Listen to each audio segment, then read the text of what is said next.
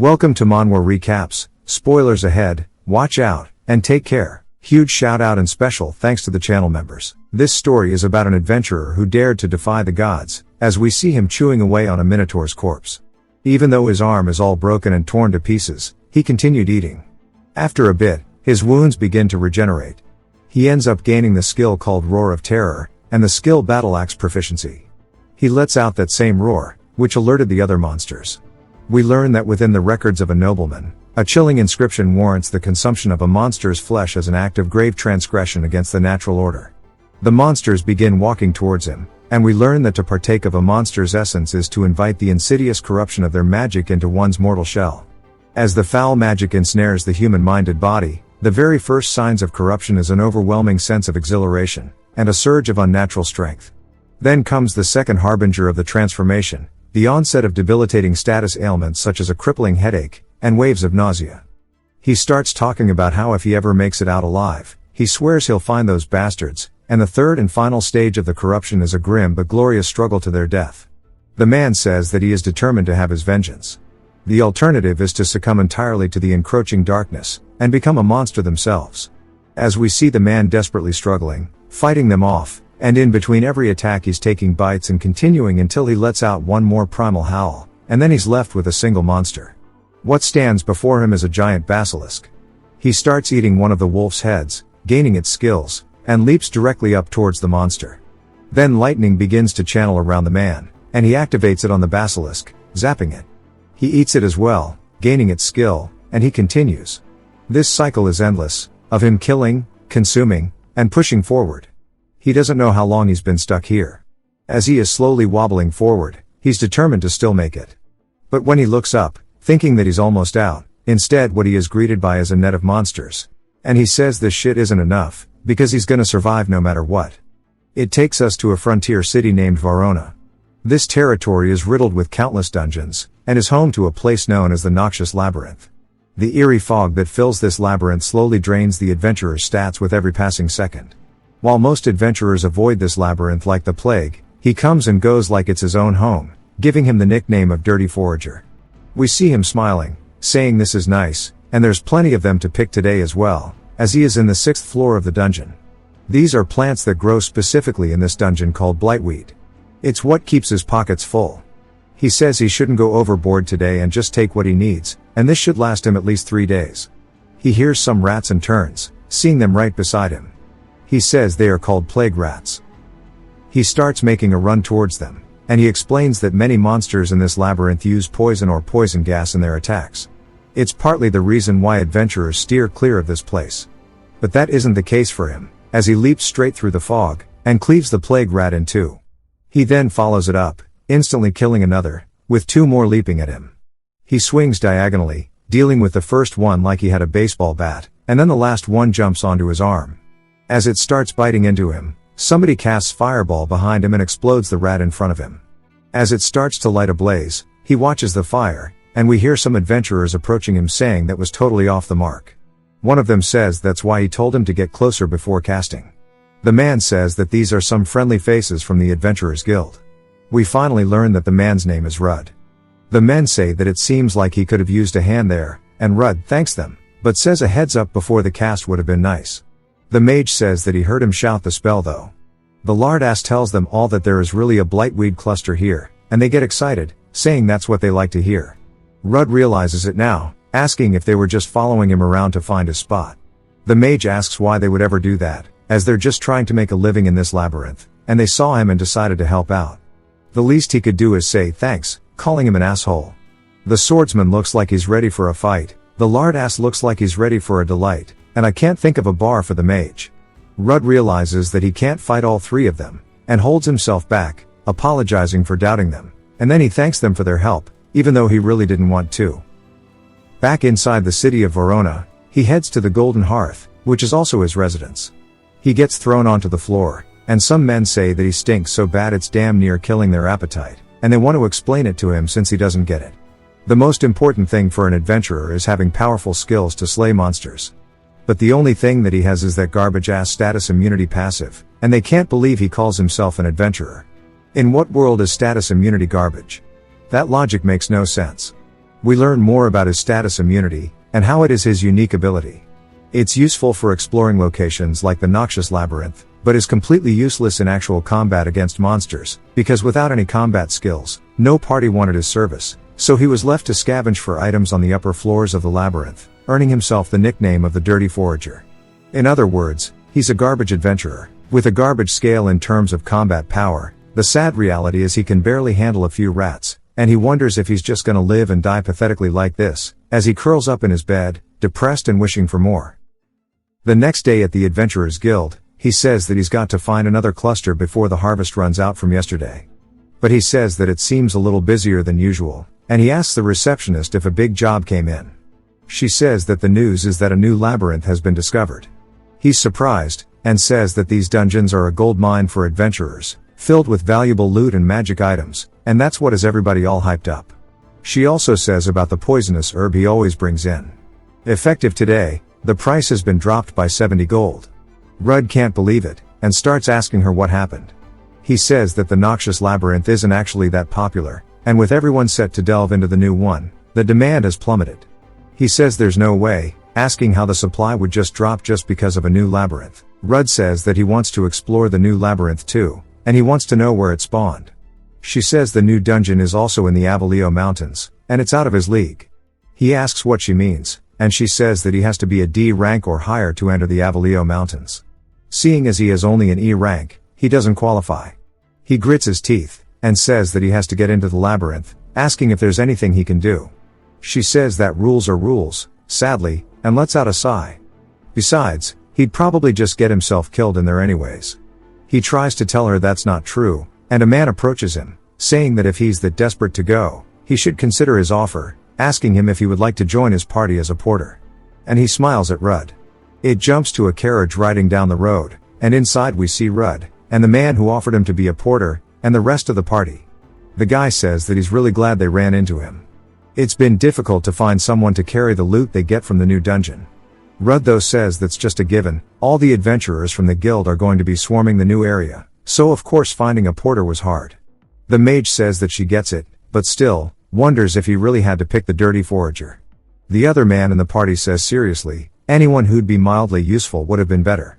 The leader says not to be so harsh on him, he's been an adventurer for a while now, and it should be better than a complete newbie, and he says that it's time for some proper introductions. He introduces himself as Vale, leader of the Crimson Blade. Then there is Sasha, and Rick, and all three of them are D rank adventurers. Rudd introduces himself as well, saying that he's only an E rank, and it's nice to meet them all. Vale says that before they go in he'd like to see what he's capable of, asking to see his guild card. Rudd says sure, and then pulls it out, and opens it for him, and it displays his stats, his level, and everything, and his skills included. Vale says that it's surprising to see that he could use fire magic. Rudd says it's too weak to use in battle, but it's just enough to provide light in dark places, or for cooking. Vale laughs, saying that that should be more than enough, and welcomes him to the party. As they continue forward, we see Sasha, Rick, and Vale all looking really excitedly, as they have finally arrived, as this door will now take them to the newly discovered labyrinth, the Avalio Labyrinth. Sasha asks if they beat everyone to the punch, and Rick says they need to hurry up and explore. They enter the door, but on the inside what they see is nothing but adventurers all the way throughout, and they say this place is already packed. They see people picking blightweed, and people fighting goblins on the other side, and then there's treasure already being sorted. Sasha can't believe it, saying that this place is absolutely cluttered with adventurers, and it sucks. Vale says that the first floor has probably been thoroughly run through like Bonnie Blue, and Sasha says beat everybody to the punch my ass. Rick reminds her she was the one who said that, but they should dive deeper at the lower portion with less people. She says that sounds like a plan, and Rudd says that the labyrinth was recently found, so they should map out the first floor before heading down. Sasha says they didn't ask for the porter's opinions, and Rick laughs, saying that's why he's still just an E rank even at that old age. Vale tells them to both cut it out, as he didn't mean anything malicious by it, but they are still trying to figure out what to do with the labyrinth. With that said, he agrees they need to head deeper, as staying here won't get a single item, and they head straight towards the stairs. Eventually, they make their way down to the 4th floor, and we see a wolf leaping in at them. Rudd looks a little taken aback, but Rick comes in killing it, telling Rudd not to let these trash mobs scare him. Sasha instantly kills one with her lightning as well, Then Vale cuts one in half. Blood flies everywhere, and Rudd realizes that they are strong, but his limbs just won't move. The final wolf falls onto the ground, and Vale sheaths his blade, letting out a sigh, and Sasha says it's a good thing they came down, as they now actually got loot, and it's nice not having to compete with other parties. Vale says the monsters aren't too strong, and the treasures aren't too bad either. Rick yells at Rudd, telling him to make sure that he loots and stashes the monsters he's slain, asking if he understands. Rudd says the ones that he's killed are too damaged to get anything useful from, and the magic crystals are probably all broken. Rick asks how he knows they're not intact, saying that he shouldn't even think about slacking off, and double check it. He says that he's not going to let the magic crystals get to him, and he's going to have to use it. Rudd really doesn't want to, because judging by how Rick killed his monsters, there's definitely nothing left, but he holds himself back, saying he'll recover them. He walks over to one bleeding out everywhere, and he says that because he tore it to shreds there are guts and blood everywhere. He starts to use his fire magic, and says maybe burning it might make it better. Rick laughs at him using his fire magic, asking if he wants some salt and pepper to go with it, and he says that they've probably explored enough, and he's getting hungry, as even monster meat is looking good to him. Sasha says that's nasty as hell, as adventurers are forbidden from consuming monster flesh. If corrupted energy enters their body, there's no telling what might happen. He says that he was just kidding with her, as they can gorge themselves from the payout after this. They start to hear a blood-curdling roar, and it's loud enough to start shocking all of their eardrums, followed by its very heavy footsteps. We see one of its hoofs, and they say this can't be right, asking what the hell a minotaur is doing here, as it is a B-rank monster in the early floors, which makes no sense. It starts stomping towards them, and Rick and Sasha say this is bad. There's no way they can take it down even if they attack together, asking what to do. Vale says that they'll have to use their items, telling Rudd to throw in the backpack, and he needs to keep an eye on the monster while he takes it out, saying that he has to do this. Rudd says of course, saying that he's got it, and asks him what he has in mind.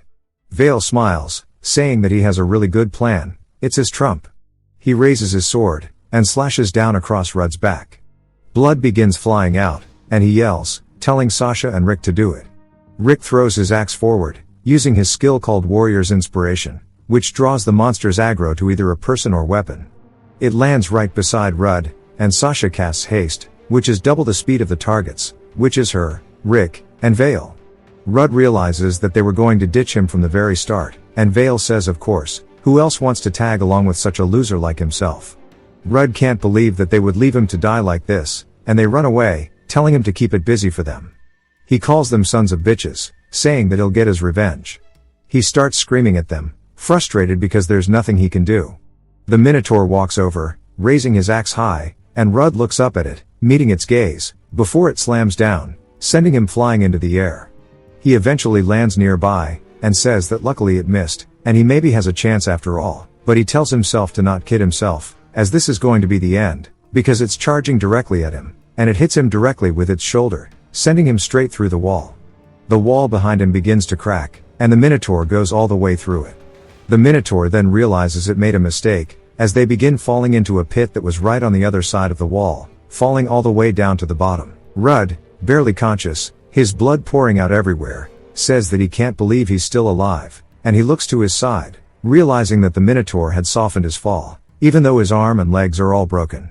He says that it's only a matter of time before he dies, even if by some miracle no other monsters show up, he'll bleed to death, and that he's so hungry, wondering if there's anything to eat. He thinks about the Minotaur as a snack, but realizes that he shouldn't even joke about it, as he knows what will happen if he consumes a monster's flesh. He decides to succumb to his fate, saying that it's been such a miserable life, and he recalls someone telling him when he was younger, no matter how hard or unbearable things get, that he must never give up. He then starts ripping into the Minotaur, eating its flesh, and feeding himself. And we already know what will happen because of this. Consuming a monster's flesh will slowly transform a human into a monster, and it's a fate worse than death by poison, or dying through other means. We see his eyes have gone completely mad, as he is digging deeper into it, his arms still all sorts of fucked up, and he says driven by starvation, and an uncontrollable thirst for blood, Rudd would end up doing the unthinkable, but little did he know of the unexpected outcome that would soon follow. Deeper into the dungeon, we see a bunch of glowing eyes, as they are all bats. Rudd slowly wobbles forward, carrying the axe, and his eyes seem to be completely devoid of reasoning, as if he has turned into a beast. The bats start to fly at him, and he activates the skill Roar of Terror, which he stole from the Minotaur. The bats start to get ripped apart by the actual attack, and they die on the spot. More bats begin flying in, and then Rudd uses the second skill from the Minotaur, Enhanced Strength, which just as the name suggests temporarily enhances his strength. He tightens his grip on the axe, and swings forward, turning all the bats in front of him into actual chunks. He grabs some of their limbs off the floor, and begins gnawing at them, and now he has their ability of echolocation, and he uses it. He begins scanning for the surrounding life forms. What he sees is a serpent, a wolf, and this weird eyeball creature, as well as another minotaur. He hears them getting closer, and he says that he guesses that it is a real party now. The only question is if they really think that he'll let them eat him, because that's what he's gonna do to them. We see a monster's arm get sent flying, and Rudd screaming as well. Also, that is definitely no minotaur. What the hell is that? He even kills the eyeball monster, and he says that the battle axe feels like an extension of his body now, and he can simply sense the monsters through magical signatures without seeing them, as he's effortlessly ripping apart everything in front of him. As he starts putting one of the eyeballs in his mouth, he chomps down at it, and he says that with every single monster he eats, he feels himself getting stronger and stronger. As his wounds regenerate, he says that his body is surging with more power than he's ever had before. Even more monsters begin charging at him, and he looks as if he's enjoying every moment of this. As he finally exits the door of the labyrinth, and sunlight begins to beam down on him, instantly, he feels so relaxed, and he drops the axe onto the floor, saying that he actually made it out, and he starts letting out one hell of a scream, saying that he actually survived. Back at the Adventurers Guild, we see a bunch of the members talking about something, and Sasha, Rick, and Vale are standing before an old man trying to explain their case. He says after hearing their report, he called back all adventurers who delved into the new labyrinth, and only their party member Rudd hasn't returned. This is the guild master of the Adventurers Guild in Verona, named Reknuas. Vale says the truth is, they ran into a minotaur on the 4th level, and it took Rudd's life before they could even react, and if only he had noticed it sooner, and he says that one more time, trying to sell it, and even Sasha begins fake crying. Reknuas, though ain't buying it, says that he sees, and that he'll restrict access to that dungeon for the time being. The receptionist looks a little down, and then instantly surprised as the door is opened, and Rudd enters. Everybody starts whispering, saying that he actually lived. Vale, Sasha, and Rick realize this shit is bad, and even Reknuas is caught off guard.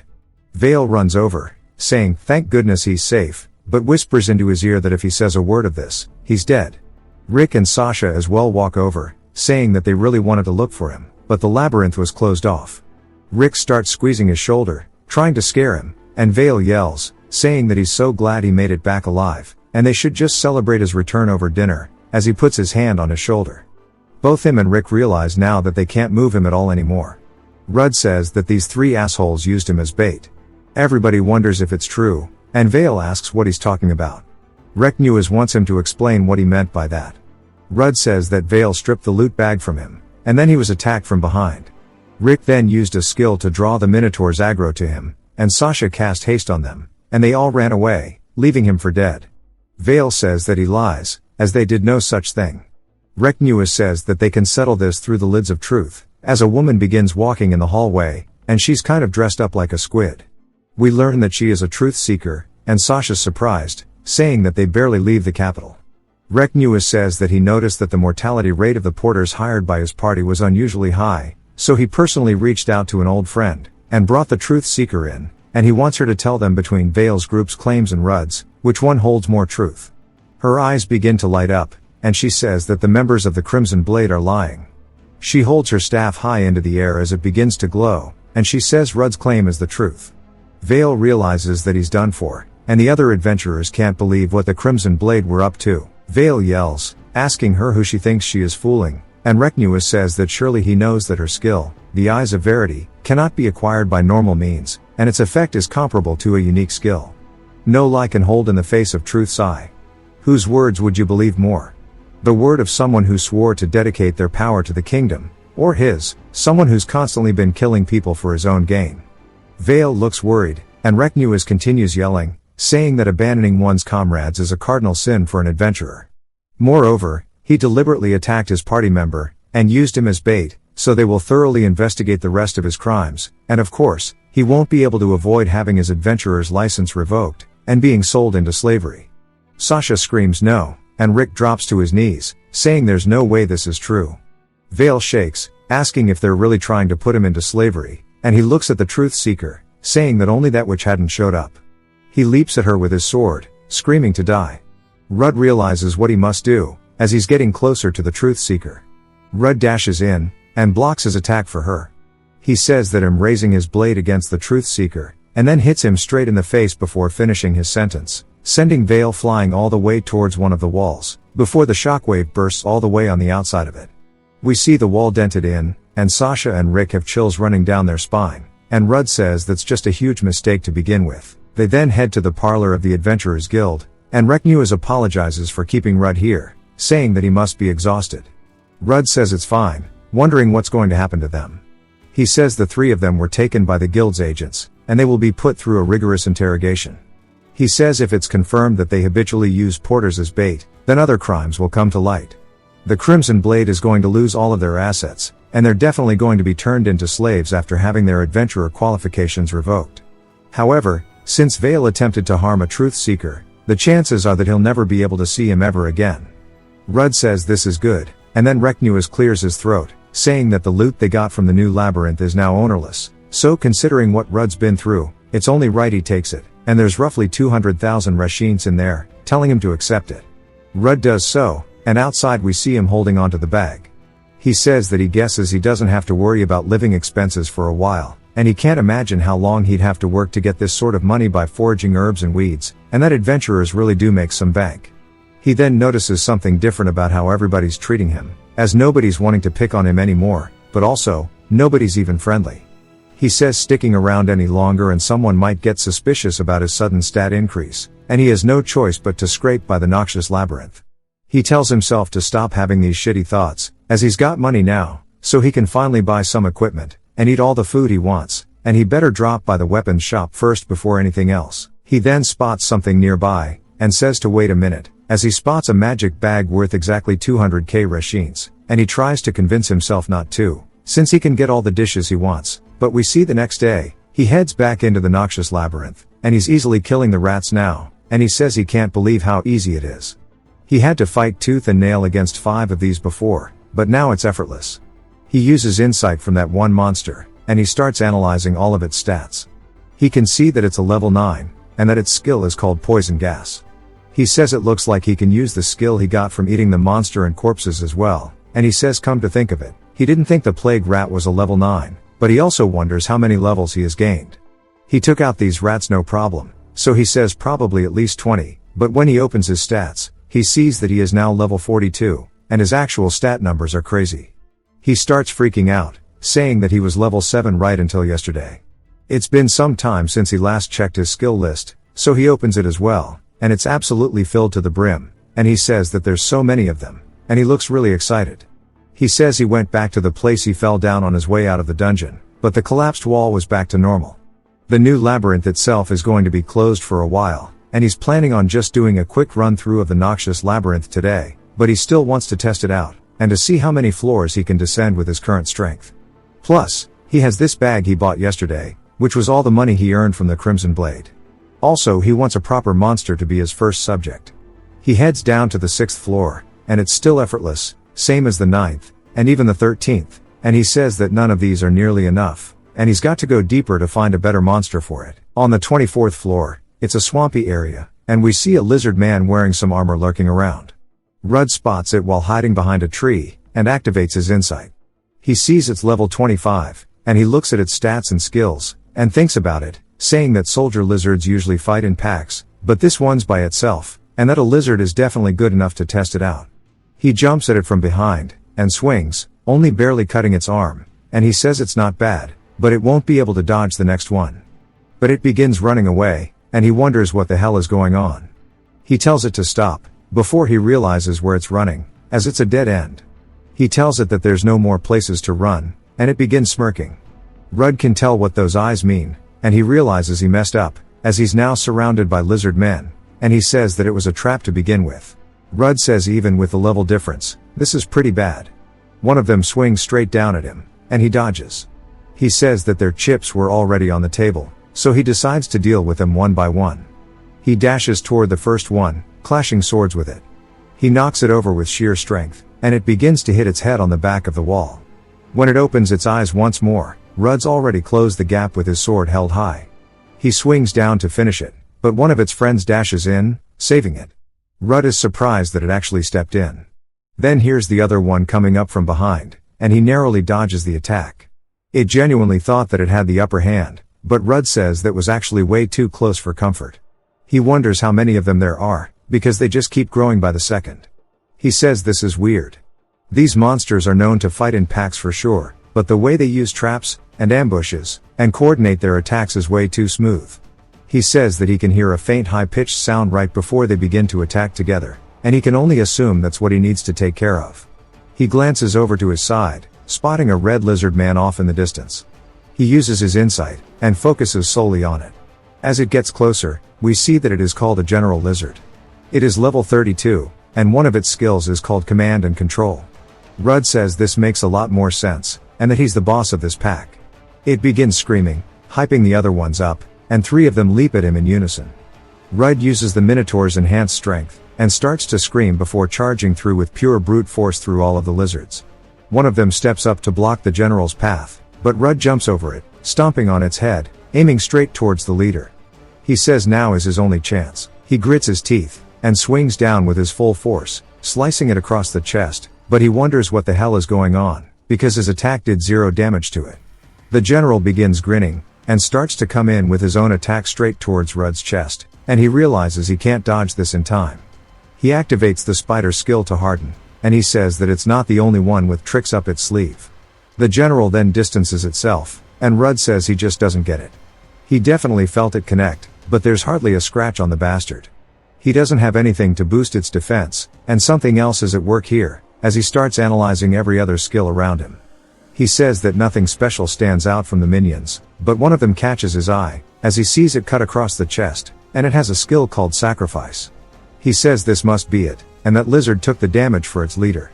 He charges forward to it, before piercing it through its chest, killing it.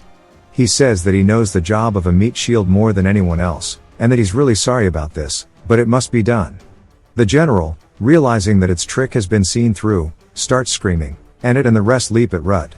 Rudd then uses Silkweave, another one of the spider's abilities, and flies upwards towards the top of the dungeon, and the general can't believe what it is witnessing. Rudd thanks him for rushing at him all at once, and he puts all the webs together, and he starts to spew out his webs like he's Spider-Man, and throws out an electric net towards all of them. The general screams before they're all wrapped up on the floor. The general, realizing he can't do anything, Rudd tells him to raise his head, as it looks like it's over, and he cuts it clean off, sending it flying through the air. Some time later, we see its head bleeding out on the floor, as Rudd finishes cleaning up the group that was left. He says it's time for a meal, and also a good opportunity to put that magic bag he bought to use. A magic bag is exactly what it sounds like. It's magically enchanted to have more space than it looks, and it's extremely lightweight when locked. He brought out some cooking tools, seasoning, and sauces. He says he was too busy trying to save his ass when he fell through the hidden door, but there's something that he's always wanted to try. As he starts cooking up some of the lizard tails, he wonders what it would be if he were to properly prepare and eat monster meat. He begins drooling, and takes his very first bite, and he says that this shit is actually straight gas.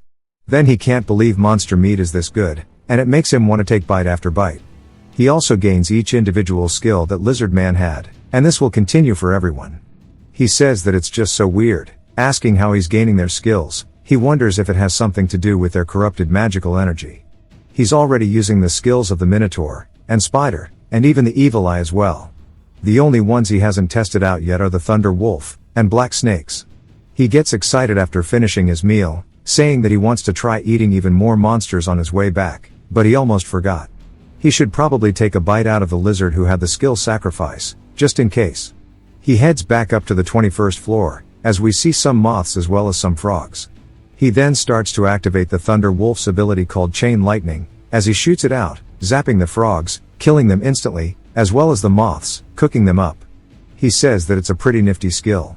It looks like these monsters relied on a combo of status effect skills to disable their foes, but it's just their luck to run into him, and it's time for him to get started. For a dish with frog meat and insects, there's only one thing you can think of, and it has to be fried. He says that venom toad meat is so damn tender, and moth meat with the seasoning he has on it is just really good, and he just wishes he had some beer with him. He of course gains all of the skills of both of them. He hears a loud sound, which catches him off guard a little bit. He wonders what that is, and he hears a thud, and human voices.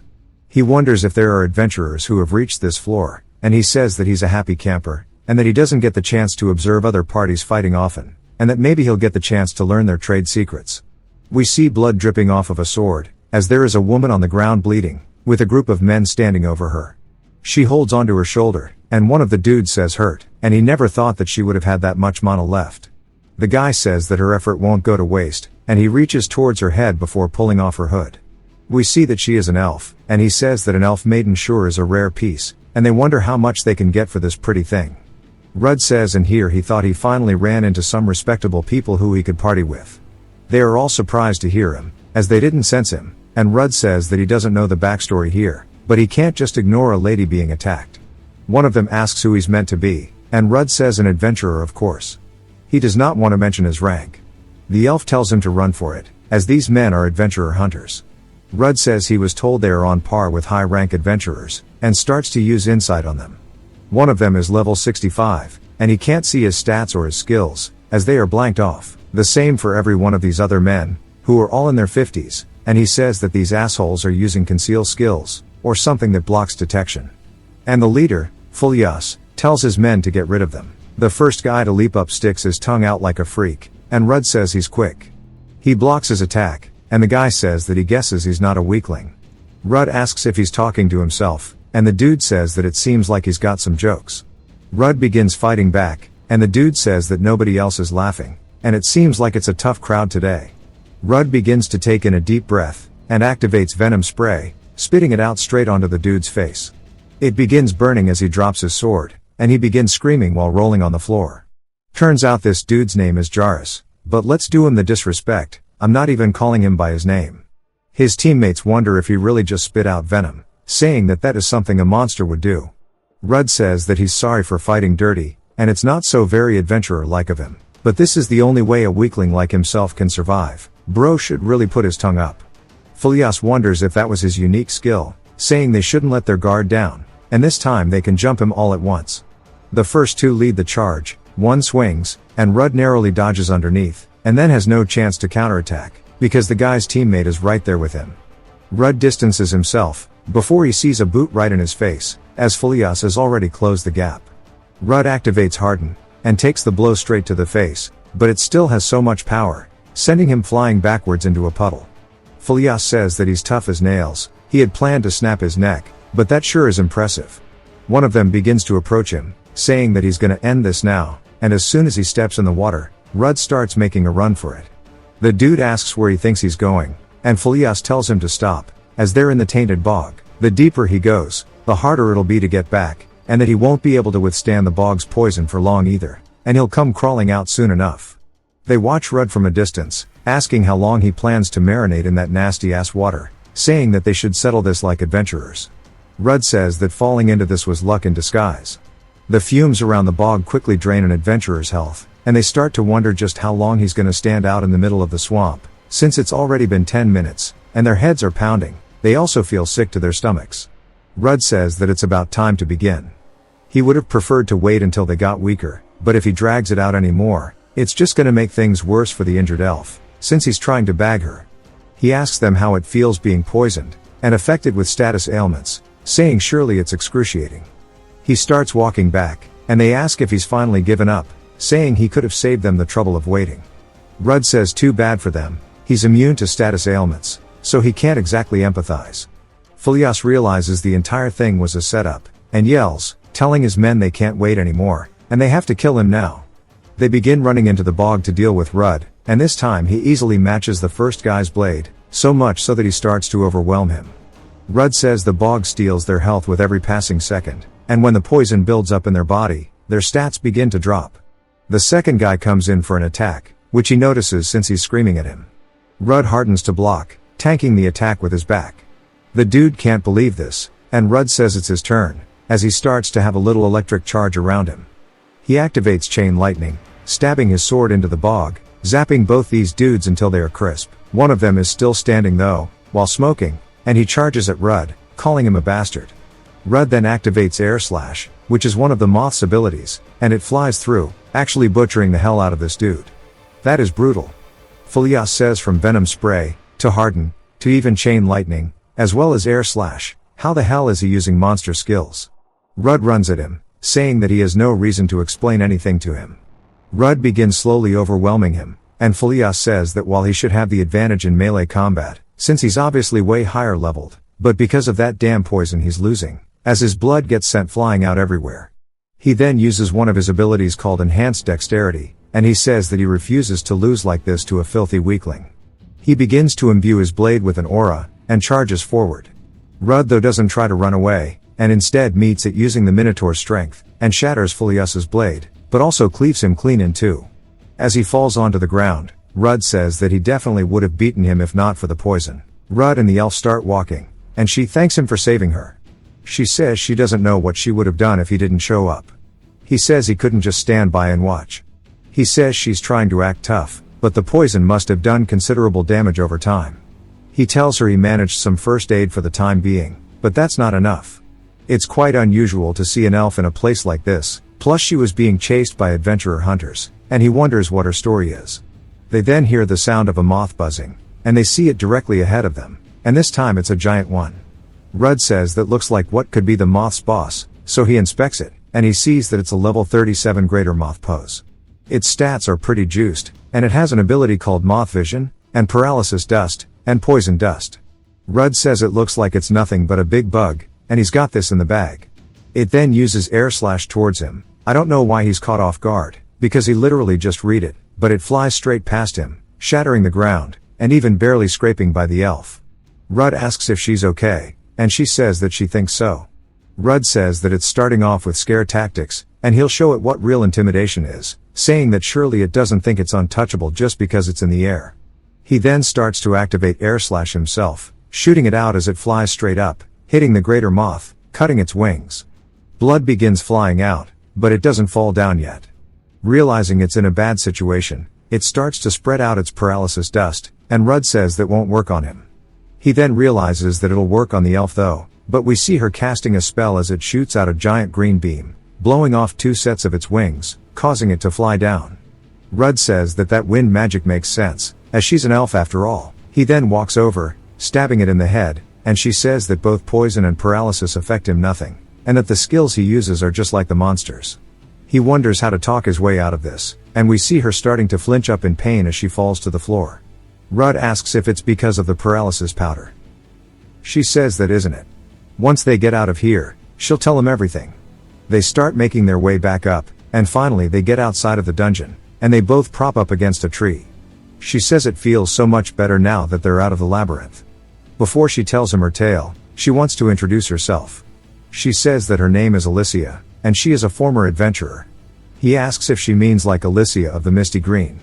She laughs, saying that she didn't think she'd be recognized. He says that of course he would recognize her. She's from the elite S-rank party of the Kingdom of Rudeos, the Ether Path, saying that everybody's heard of its members, and from what he's heard, the Ether Path was defeated. She says that's correct. They were all defeated by a monster 5 years ago. That day they challenged the monster lurking on the lowest floor of the S-rank dungeon, the Abyssal Labyrinth. Her party leader was slain in an instant. Another member was gravely injured, and forced to retire. A third member was trapped within the labyrinth itself. She also did not walk out unscathed. She shows that she has a mark on her chest. He starts to freak out, asking what she's doing, but then realizes it, and she says that this curse is something she was inflicted with back then. It's the mark of a level down curse. He says he's never heard of such a thing, and she says neither had she, but all she managed to do was slow it down. The adventurer hunters they ran into earlier knew of her curse, and they must have thought they could use it, or use her in her current state for profit. If her level reaches 0 like this, she'll die anyways, but even so, she didn't want to become their plaything. That's one thing she couldn't live for. Rud then realizes something, saying that he thinks he might be able to help her. He pulls out his stat card, and looks at his skill sacrifice. It asks him to choose a target, and take any attacks or status ailments they receive, and he tells her there's something he wants to try, asking if he could test it out on her. She says sure, and he puts his hands on her shoulders. Before he activates sacrifice, the curse begins to travel up his arm, and she can tell that her curse is being transferred. She says that's enough, at this rate he'll be cursed instead. He smiles, telling her it's alright, and to trust him.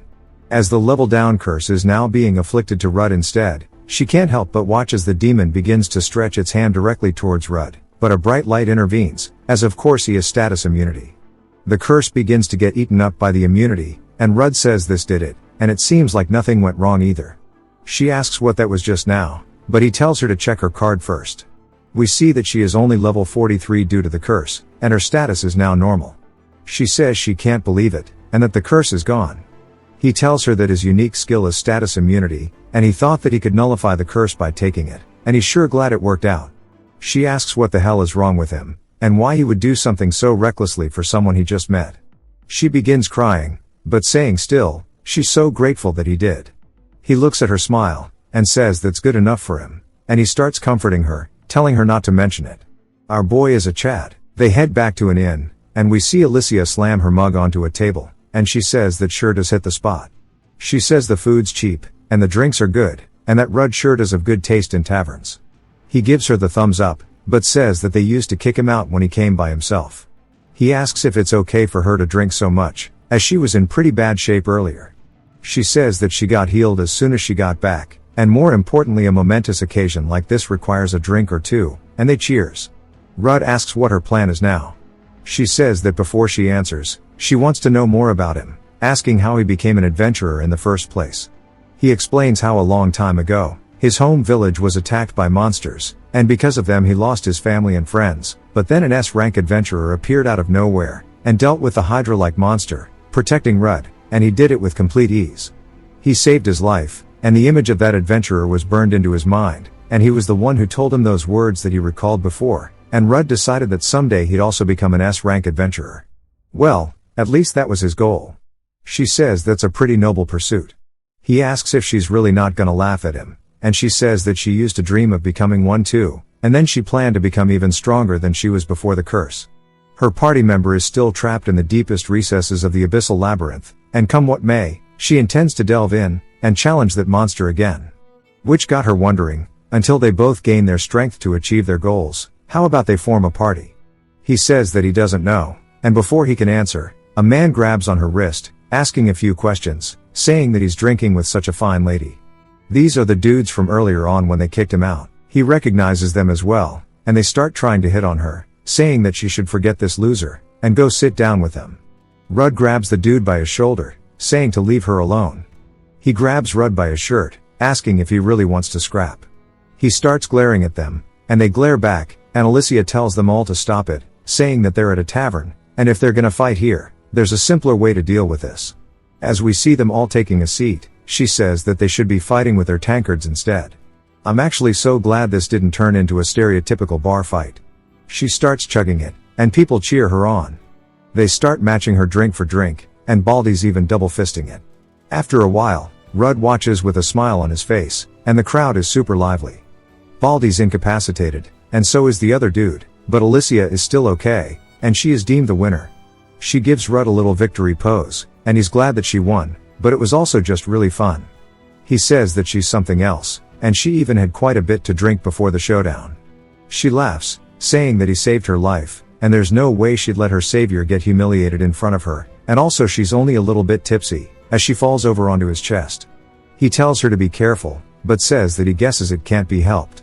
He activates sacrifice, and she instantly feels better. He says that he transferred her drunkenness to him, since he can't physically get drunk.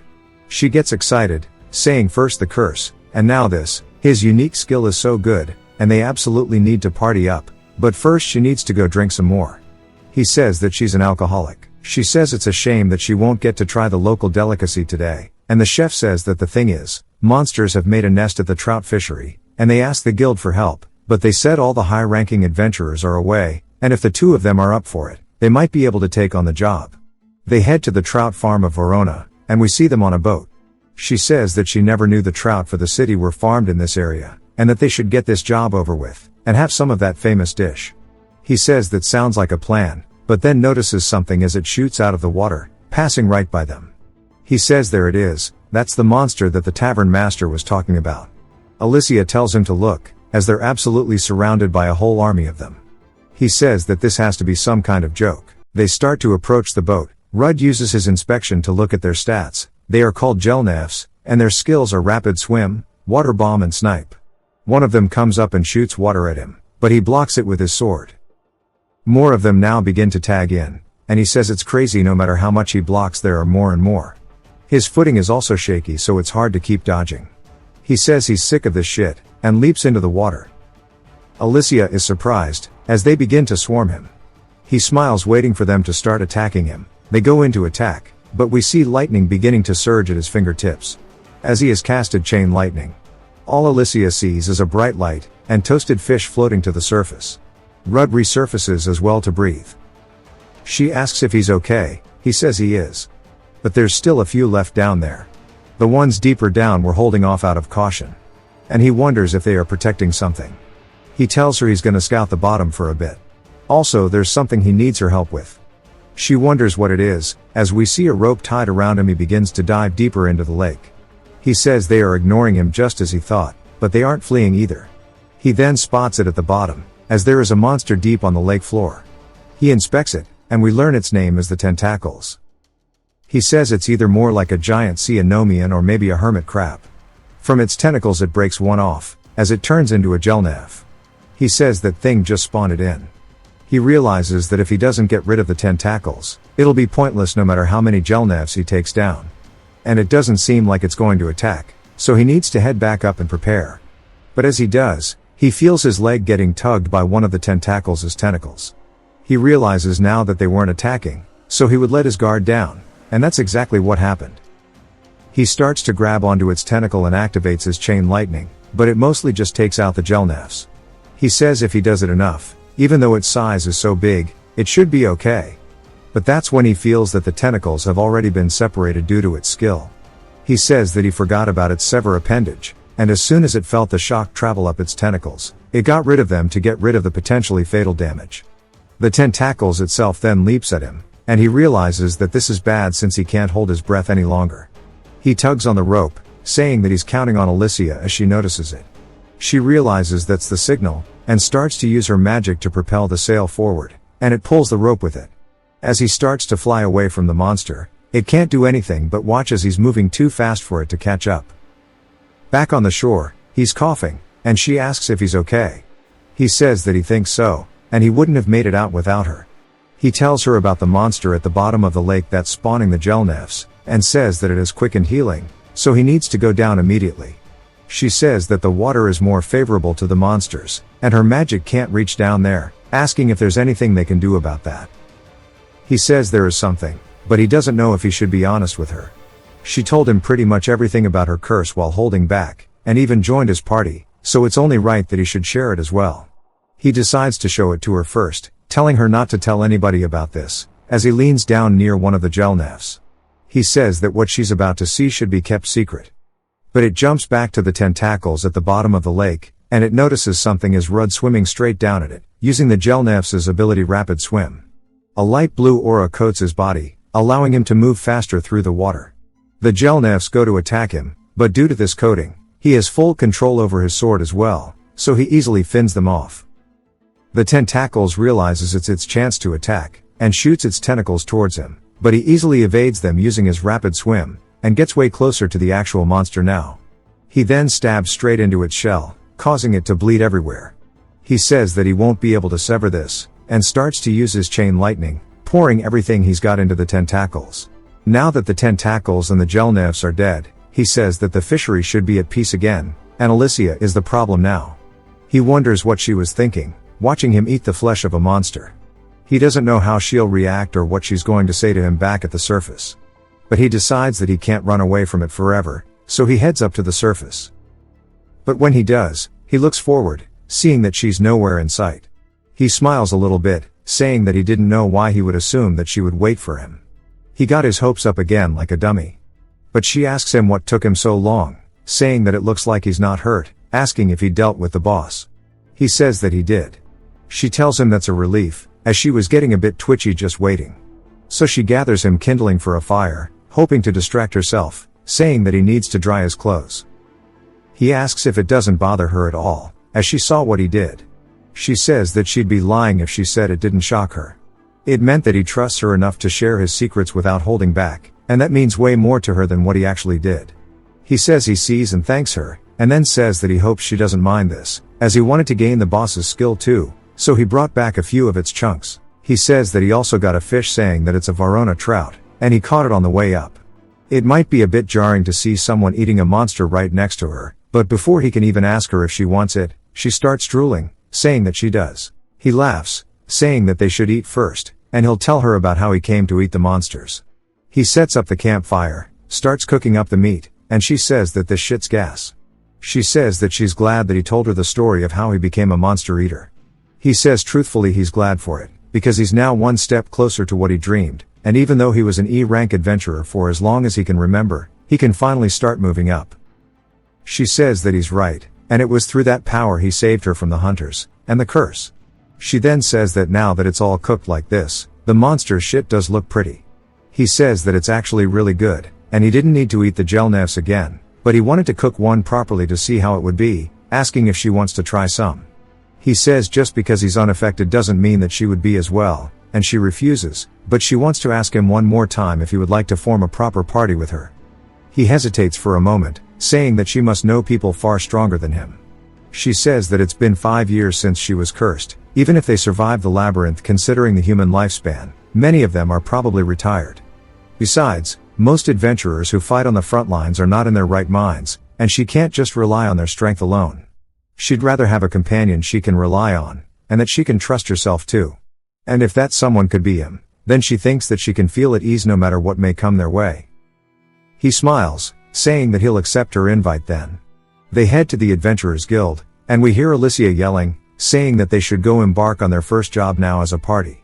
He says with him still being an E rank, they're not likely to get any impressive jobs.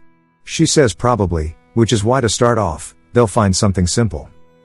They go to the receptionist, saying that she'll be creating a party with him, asking if she could register the two of them. She says sure, and after she hands her adventurer plate, she starts freaking out, saying that she is the S-rank adventurer, Alicia of the Misty Green. Even though her level is lower now, her stats are still pretty goated, and she still has her unique skill, and all of the other skills she's accrued along the way. She asks why she would party with somebody like the Forager, but stops herself. Alicia asks what she was trying to say, and she says nothing, and she'll register her immediately.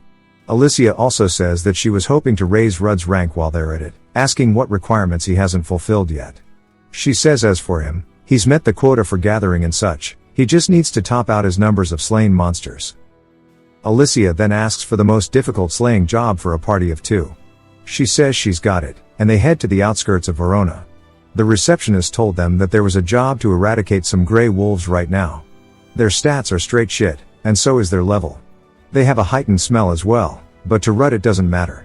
As he activates Vanish from the spider directly behind them, before they can even realize what's happened, he instantly cuts all 3 of their throats, killing them.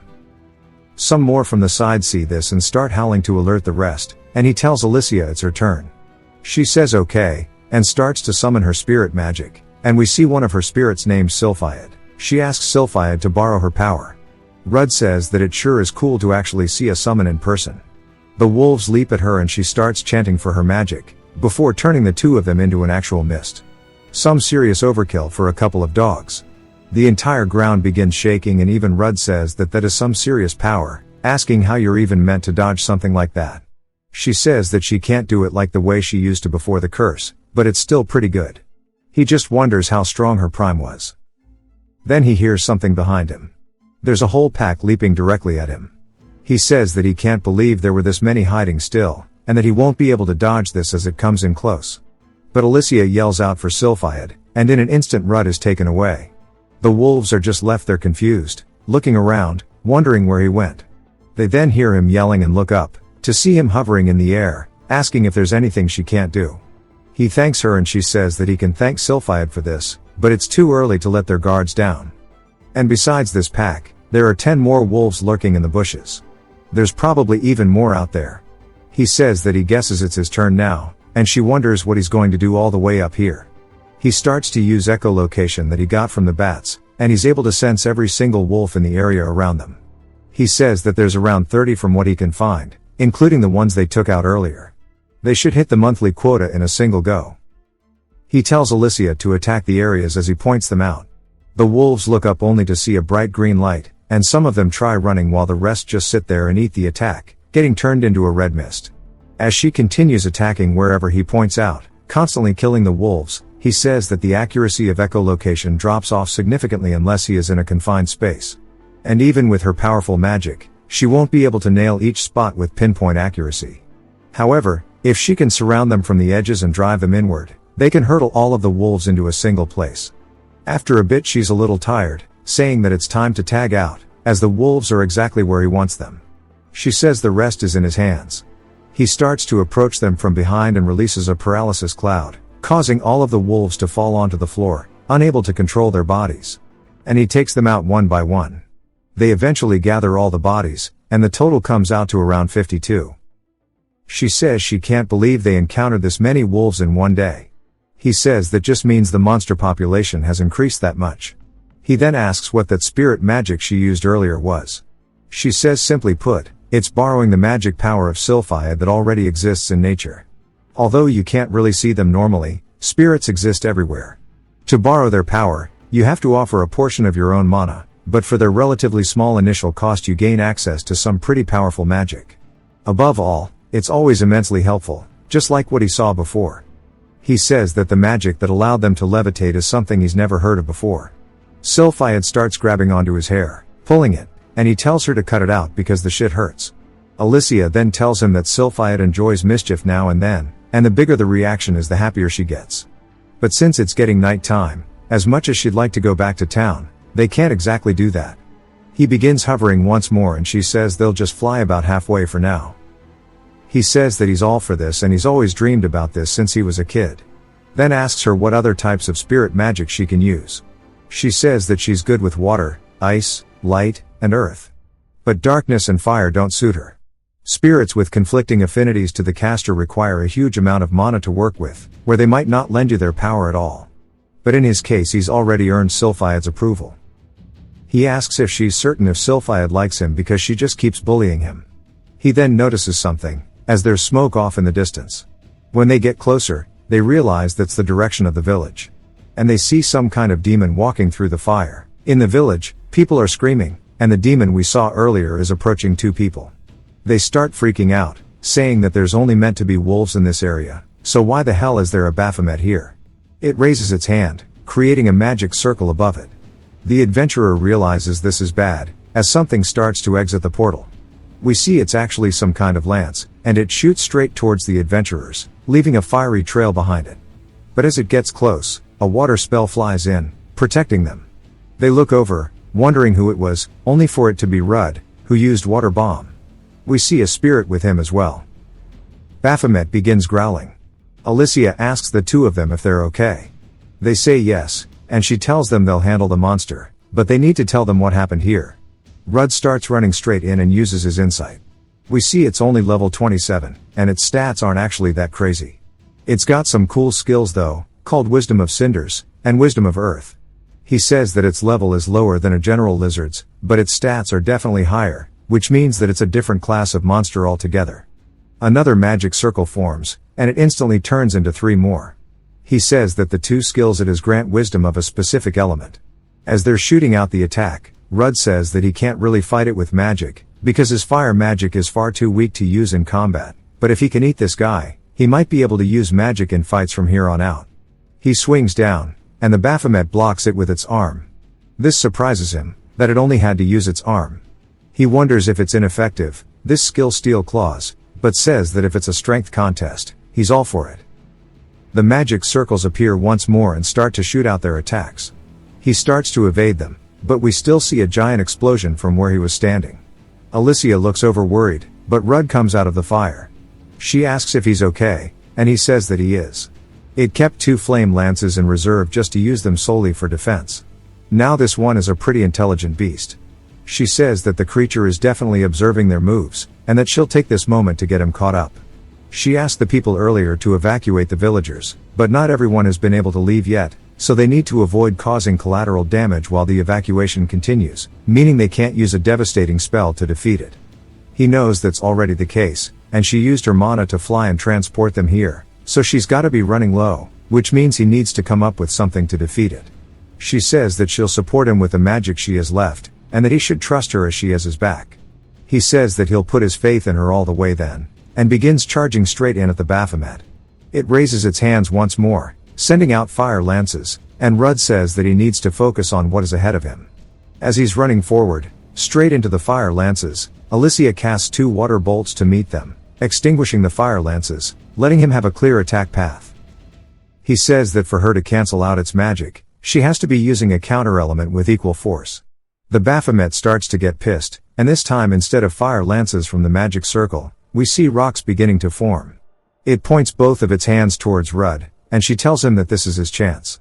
As she starts to use wind to lift her own rocks, hitting each and every one of the ones it created, and Rudd says that this time she created rocks of the exact same size to cancel them out. It's a method that conserves mana and minimizes the damage to the surroundings, and her mana control is out of this world. That's the might of a former S rank. He leaps up into the air and uses his enhanced strength skill, swinging down and cutting the Baphomet's fingers off. It starts to scream in pain and comes in straight towards him with an attack, but some kind of fire attack goes straight into its mouth, causing it to explode from the inside. We see it was none other than Alicia who cast it, and she asks how its own magic tasted as it starts to char to a crisp. All the villagers hear Baphomet screaming and just wonder if it's over. One of them even says that the explosion as well as the screech, there's only one thing they can think of, and they must have defeated it. Baldy says that if he hadn't been injured one of them could have gone to help. Alicia then appears in front of them and they're surprised to see her. She thanks them for evacuating the villagers, and he's just glad that she made it safely. She says that they also dealt with the Baphomet, however though they managed to defeat it right now, there's a chance it'll recover and come back to finish the job, so they're going to chase after it now. She says that she has a favor to ask. The adventurers who were fighting it beforehand say that she can just ask, they'll do anything. Then they hear her stomach growling, and she admits that she just wants some spare food. We see off in a forest some ways away from the village. Rudd is preparing his campfire to cook Baphomet. Alicia says that she's here and he welcomes her back, asking how the villagers were. She says it seems like they all evacuated in time and it's thanks to the adventurers they saved. She told them they were going to go after Baphomet, so no one will suspect a thing even if the body is not there. He apologizes for making her do this and thanks her, then says it looks like it's about time to eat. As we see he's made some Baphomet stew. He starts adding some spices and seasoning, takes a bite, and says that it has a pretty gamey guilt flavor, but it's good enough to make up for it. He of course gets his skills as well. She asks if it's really that good, saying that the sight of someone eating a humanoid monster is a little off-putting. He says she's not exactly wrong, and it's scary how he's gradually getting used to it. There's then some rustling from the bushes which startles her, and we see 3 fat little pigs called the stun pigs. Their stats are pretty bad, but they have a skill named Charge. Rudd says that it sure feels like they're running into more monsters than they ought to, but he'll make the most out of this encounter and finally be able to use some magic in a fight. He stretches out his hand and even the pigs start cringing at him. He wonders what's going on, and one of the pigs uses Charge, going straight in at him. Bro's still trying to figure out why his magic doesn't work as the pig destroys their campfire, sending his Baphomet stew all across the ground. Alicia says that she thought he could use magic now, and she doesn't have much mana left so she won't be able to contribute much to this fight. He says that really pisses him off, and she asks what he's talking about.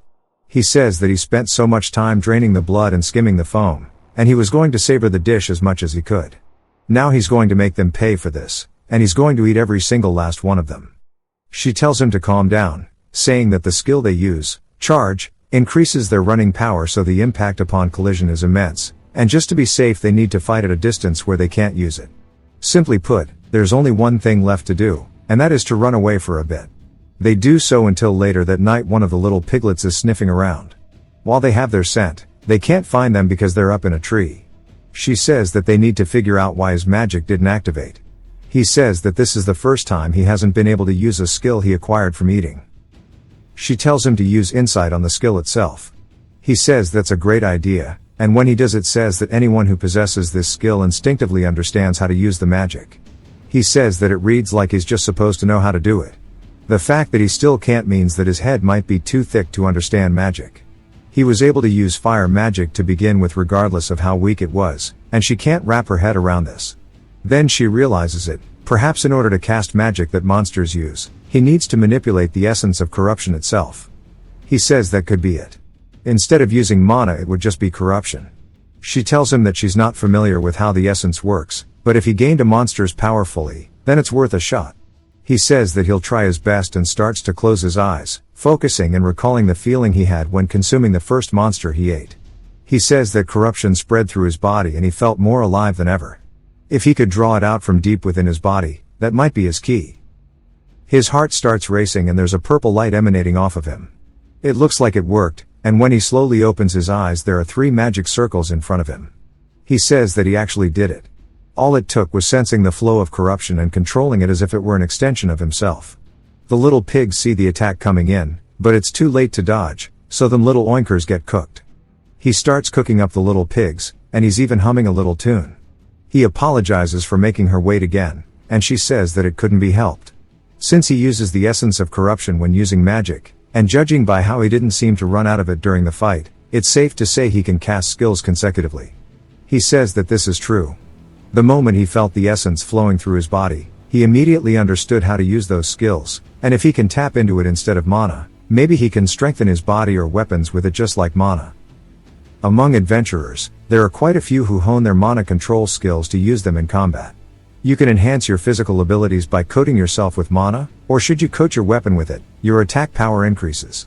It even allows one to send arcs of slashes afar. She says she sees, and since he couldn't learn such skills until now, it must be because he has a very low mana pool. He says that sounds about right. But now he has much more essence than mana, and above all, it seems like eating monsters replenishes his essence reserves. He eats the pigs, gaining the skill charge, and she says this means he can absorb the essence and store it in his body. And that's all well and good, but why did it have to be pork cutlets, as this shit just looks too good? He asks if she wants to take a bite, and of course she's hesitant because of all the taboo behind it. As she goes to do it, there's a giant explosion, and they wonder what that was. They turn, and there's a giant pig staring at them, and he says it's about time for the boss to show up. It uses charge straight in towards her, and it's too fast for her to react. He realizes that it used charge, so he grabs onto her and manages to get out of the attack path. She says she owes him one, and it definitely felt like it was pretty far away, but it moved right in front of her in an instant, asking how that could be, and why is there a monster like that roaming around here since they aren't even in a labyrinth. Rudd though is pissed, saying not this shit again, as it totally ruined his dish, and he worked so hard to make it. Alicia says that seems like a good thing, because the pig's being roasted. He says that it has fire resistance, and it's not bothered at all by the flames. It is called a King Stun Pig, it's level 38, and its stats are pretty decent. Rudd says the stats are cool, but its only skills are charge and fire resistance. So he starts to use the wisdom of the earth, and creates a giant fist out of the dirt, sending it straight towards the pig. The boss of course charges all the way through it, and Rudd realizes he can't dodge, so he uses his hardened ability and tanks the attack. It sends him flying backwards into a tree, and Alicia asks if he's okay, but realizes she doesn't have the time to be distracted, as it's charging straight into her. She summons Sylphide once more, and starts to fend that off with some wind slashes. She manages to get in a single good hit, but that's all she's good for, and with this naturally tough hide, most attacks aren't going to do anything to it, and earth magic and wind aren't strong enough. It starts to ready its hoof for a charge, and she realizes it's coming in for an attack. As it does so, it starts flinching in fear, as Rudd's screaming, using his roar of terror, one of his first abilities. He starts to stand back up, and he says that it needs to pay him back for his food. He won't be able to use charge or harden for some time, so if he lets this drag on too long, it might target back onto Alicia. He doesn't have any skill strong enough to finish it in one shot, but by the looks of it, it's a one-trick pony with its charge, and while he didn't get to practice it, he's more than ready to give it a try. As the monster starts to charge in towards him, Alicia asks what he's doing, but he's focusing on drawing the corruption into his body and channeling it into his blade. As the boss gets closer and closer, he opens his eyes widely before stomping, slashing all the way through the pig, splitting it completely down the middle. Alicia is speechless. As the monster is cleaved completely in two, so is tons of the terrain behind him. She says that she can't believe he pulled that off in the heat of battle without practice. He says he had a hunch it would work, but he thinks his essence pool just hit empty. On cue, his sword also shatters into pieces, and she's surprised and so is he as he starts screaming about it. He says that he's used it for a long time, but still.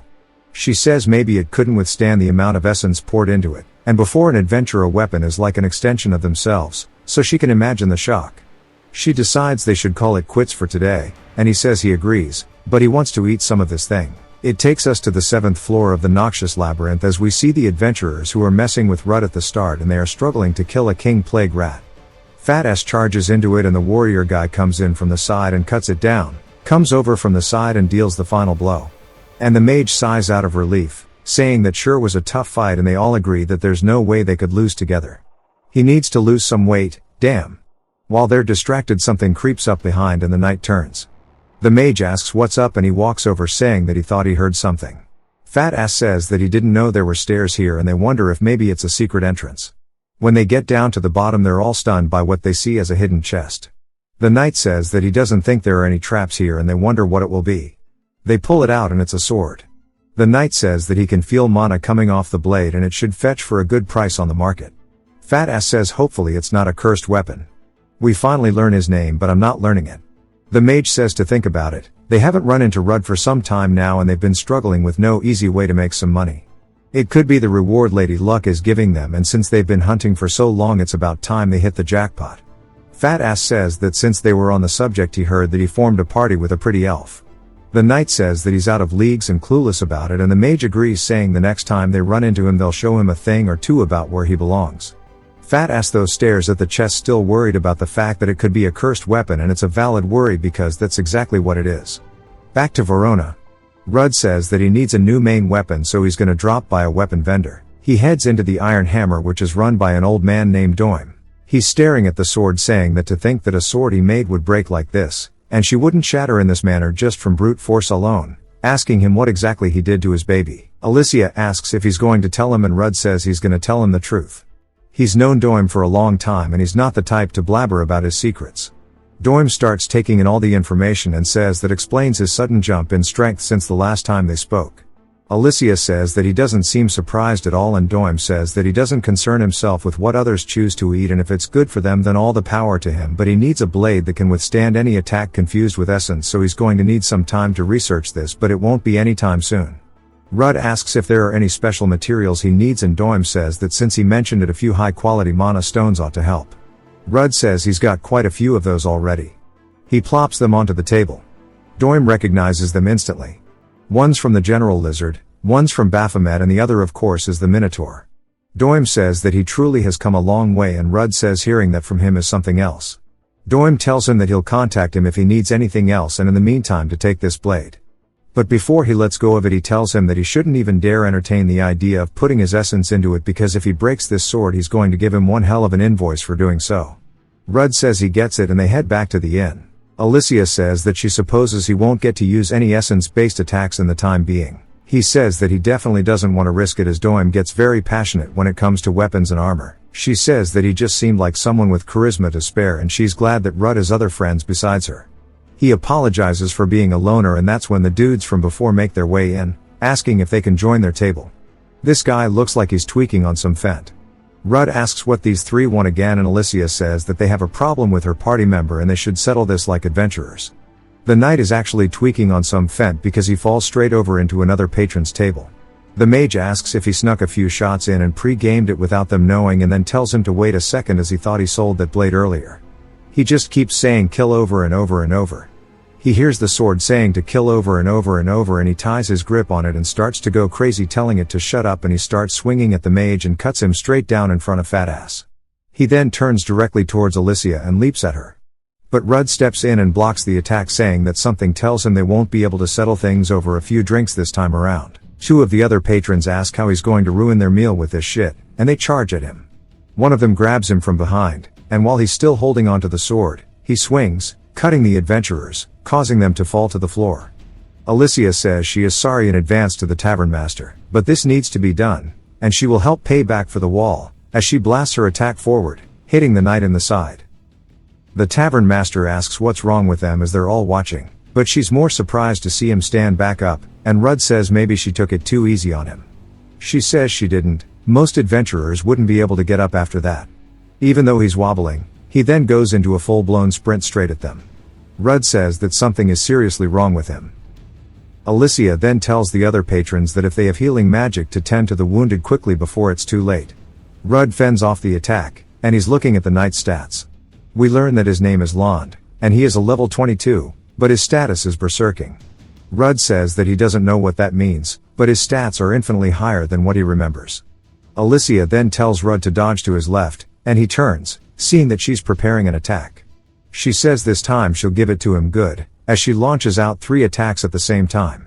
Lond manages to block the first, at least he tries to, but it starts to seem as if it just vanishes. Alicia asks if the blade just absorbed her magic, and it starts to release a red aura. She then recognizes it, telling Rudd to be careful because that weapon is cursed. He says that since it absorbed her magic and powered up, this is going to be a lot more difficult. Lond leaps straight at him. Now as his arm begins to have tentacles wrapping around it, Rudd blocks the attack, but it's extremely heavy, and it starts pushing him downwards. Realizing that he can't win in a contest of strength, he allows it to scrape off the side of his blade, but he has no chance to even breathe, because Lond is putting him on the defensive permanently. Rudd though waits and buys his time until he sees an opening, and cuts his leg. But Rudd is surprised as the tentacles are closing the wound on his leg. Alicia says that if she attempts to help Rudd in a half-assed way, she's just going to end up feeding the sword more, and to help Rudd out, she needs to strike a single hit at the precise moment that his guard is dropped. Fatty yells, begging that they don't kill him, and that he knows that they did awful things to Rudd. To someone like him though, who was stuck in a rut only finding comfort in seeing this worse off than himself, his friends were the only ones who treated him as an equal, and it's shameless of him, but he begs that he please spare his life, and starts crying. Rudd says that he'll see what he can do, and that he's going to try using sacrifice on him, telling Alicia to leave it to him. She says okay, and Rudd says that it took about 10 seconds to use it last time, but the problem is now that he doesn't have 10 seconds to spare, and he needs to figure out the logistics of dealing with him while the curse is being lifted. A sudden attack comes in, hitting him on the side, and Alicia screams out for him, but Rudd manages to block it, and says that it feels like he's being charged by a horse, but he says this is good, and he wraps his legs around Lond's arm and the blade, and says that if he can keep the blade controlled, this will work. He then starts to activate a spell. As he's pulling Lond forward, he uses the wisdom of the earth, and he says that it won't be able to absorb any magic if he has the sword away from it. He starts grabbing onto Lond with all of his rock hands, and he says that if the cause of his berserking is a curse, then maybe he can return him to normal, just as he had done with Alicia. He starts to activate sacrifice, and puts his hand on his chest. The skill starts to fly out and starts to envelop Rudd, as Lond is begging him for help. Fatty starts crying and tears continue, and Lond's just begging. Rudd's definitely feeling it this time, as these ominous beings start to surround him. Eventually it's too much, and he gets sent flying backwards. Alicia runs over, and he says that he's okay, but he didn't actually get to use sacrifice all the way. His earth hand starts to crack, and he says what pushed away the skill wasn't Lond, but the sword's will. Maybe if he attacks the sword itself. He activates the Baphomet's attack and flies out towards Lond, as he breaks free of the earth hold. Rudd says that the binding snapped. This is bad, but it's not the worst case, because only the right arm is free, and he'll attack it from an angle his right arm can't reach. Of course, Lond's body contorts in an unnatural way, and this catches Rudd off guard, and he asks what the deal with that freakish movement was. Lond actually manages to block it, but not just that, he's absorbed the attack. And we see the eyeball open as if it was asleep the entire time, and Lond starts to let out a blood-curdling scream, and the aura is way more powerful than it was previously. Alicia says that this form is only one thing, and it has to be an incarnation. Rudd gets it and says that this is bad, as he uses insight on the floating monsterification, and it is called Grum the Two-Headed Abomination. Its levels is question marked, its race is cursed. Rudd says that this is no longer Lond's body. As Grum thrusts at his head, Rudd nearly dodges.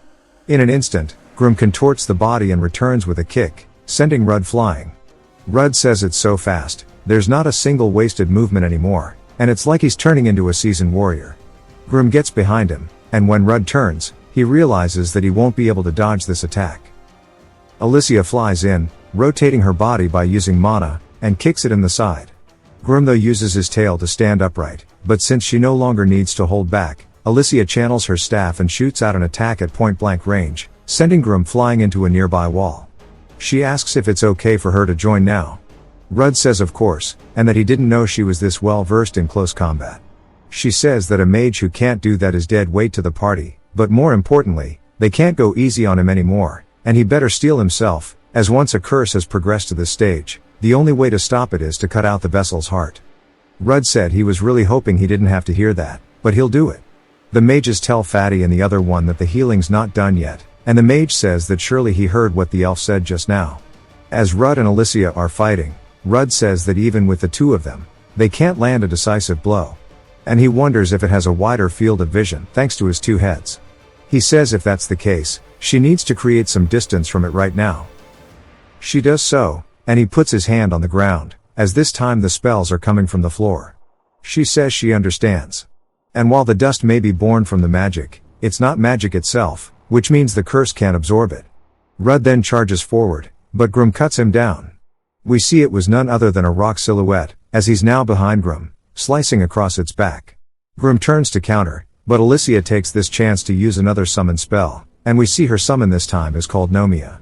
She shoots out an earth lance that barely misses the heart, and she says that she can't believe she missed, and it was by nothing but a hair's thread. Grum then launches an attack straight towards her head, and Fatty charges in, grabbing onto the arm. Rudd is just confused, and Fatty says that if someone has to kill him to end this madness, then it's best for his friends to do it. As the mage charges in with the sword, he pierces Lon's heart.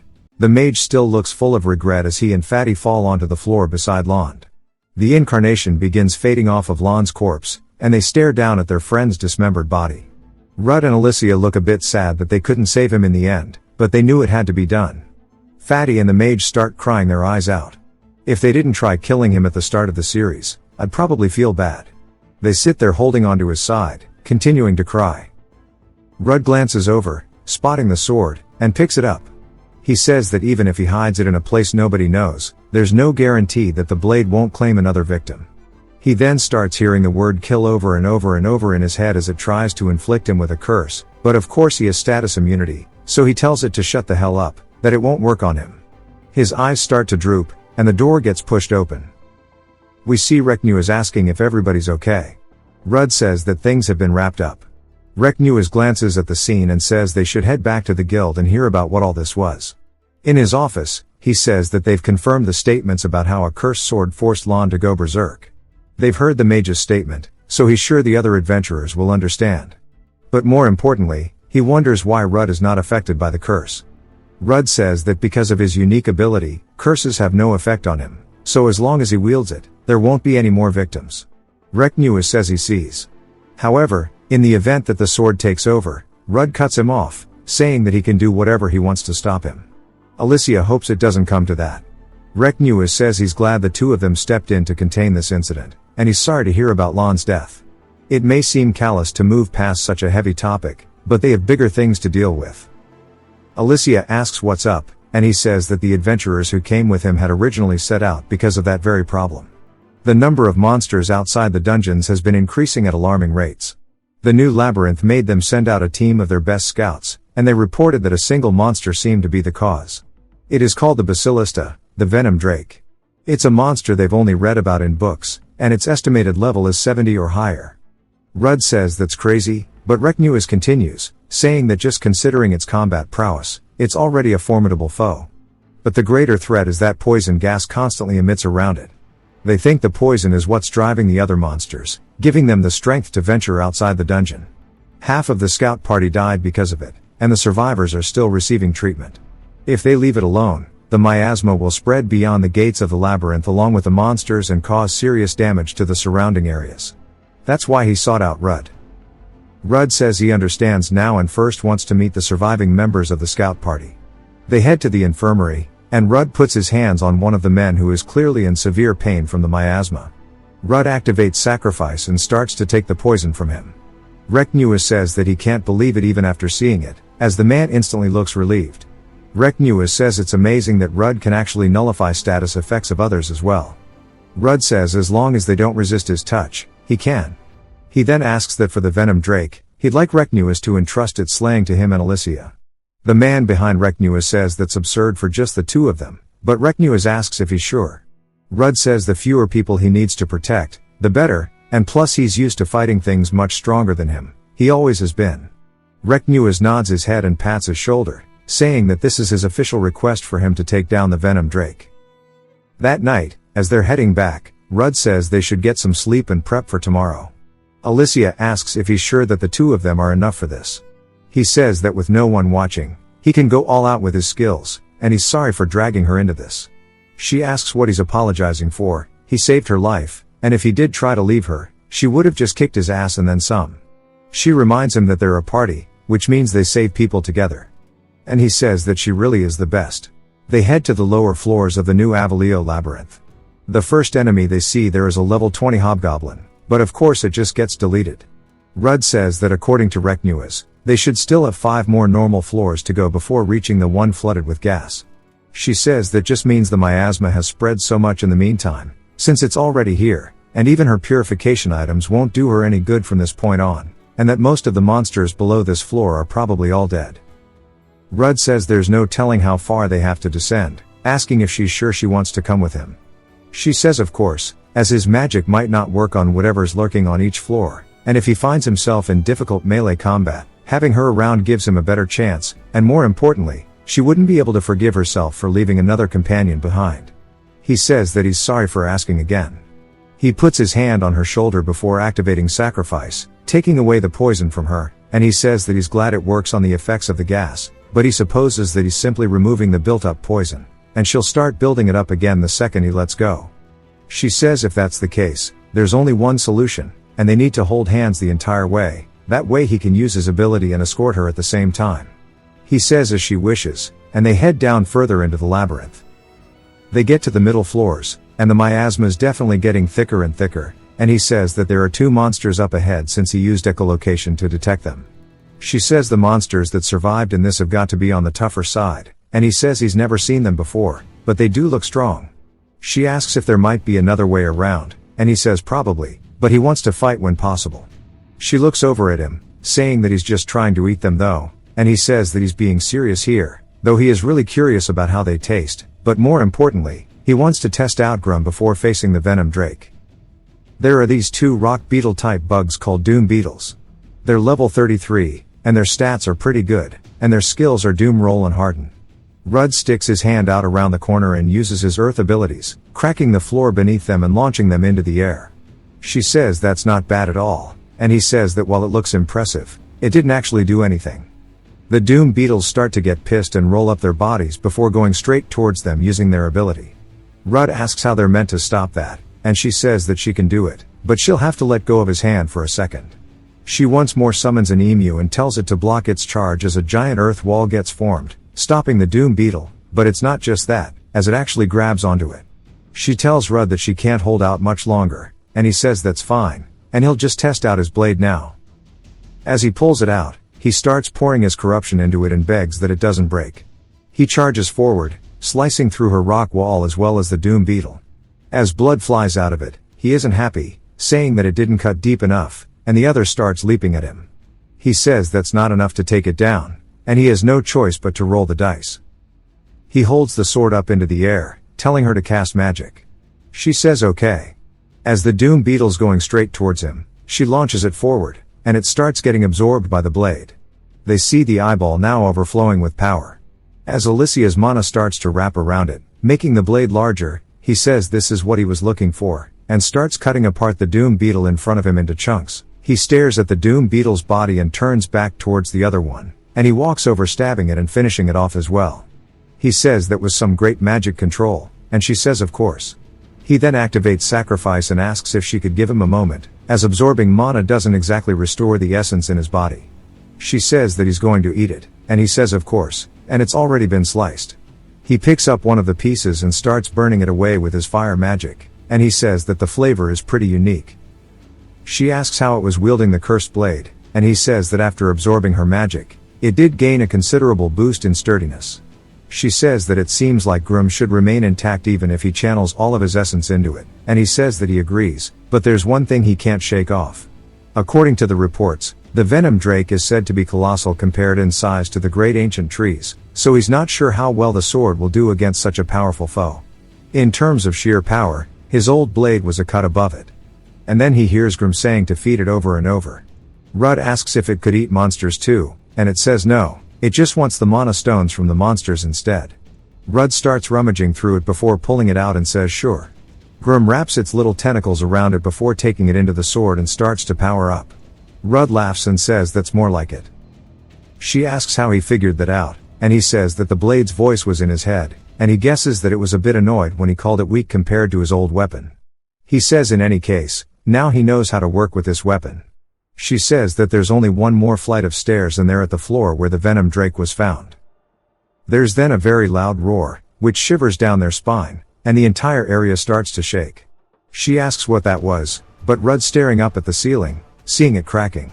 He says that it's about to cave in and they need to use earth magic to support it. She says if the stairway becomes unreachable they can't even get to the venom drake, so they need to break through. She summons her spirit, and as it starts falling and they start flying through it. She says that before the stairs are blocked off they have to just bet it all on it. The rocks begin falling down all around them, and they get closer and closer until they narrowly make it into the staircase as we see a faint green shimmer, and they fly all the way through as the debris does as well. They land, and he says that she sure did save their asses there. She says that it used a lot of her mana up though, but this floor is extremely dark. He says not to worry though because he can detect heat signatures by scanning ahead and proceeding slowly. He then spots something, and as the footsteps get louder and louder he says that he's thinking this big creature that he's sensing the heat forms from has to be the venom drake. They see its level is 75, its stats are insane, and it has a ton of skills under its belt. Rudd says that its dexterity is low, but its health is over 500, and she asks about its skills, and he says they need to watch out for venom-laced fangs and claws, but it has dark vision so of course it can see in the dark too. And it starts roaring. Rudd says it found them, and she asks about its resistances. He says that it's resistant to fire, earth, lightning, and darkness. She says she'll test out the other elements, so he needs to cover her. He says of course, and it starts to howl, and he tells her they need to keep their guard up. Rudd says he needs to keep his distance until he figures out its attack patterns, but he doesn't know how long Alicia can last in this thick fog. If he can, he should just take it down as fast as possible. He sees a bright light coming from within the fog, and the venom drake shoots out a beam. He has to use charge to evade the attack, and it starts melting the pillars and the walls. Alicia is surprised, and they just wonder how hot the attack is for it to actually melt them.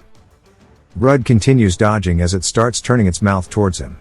She yells out for Sylphiad to help, as Sylphiad puts some wind magic on Rudd's feet, causing him to fly faster than the venom drake can turn. Rudd flies by its arm, cutting it, and we see his hands shaking as its skin is way too tough.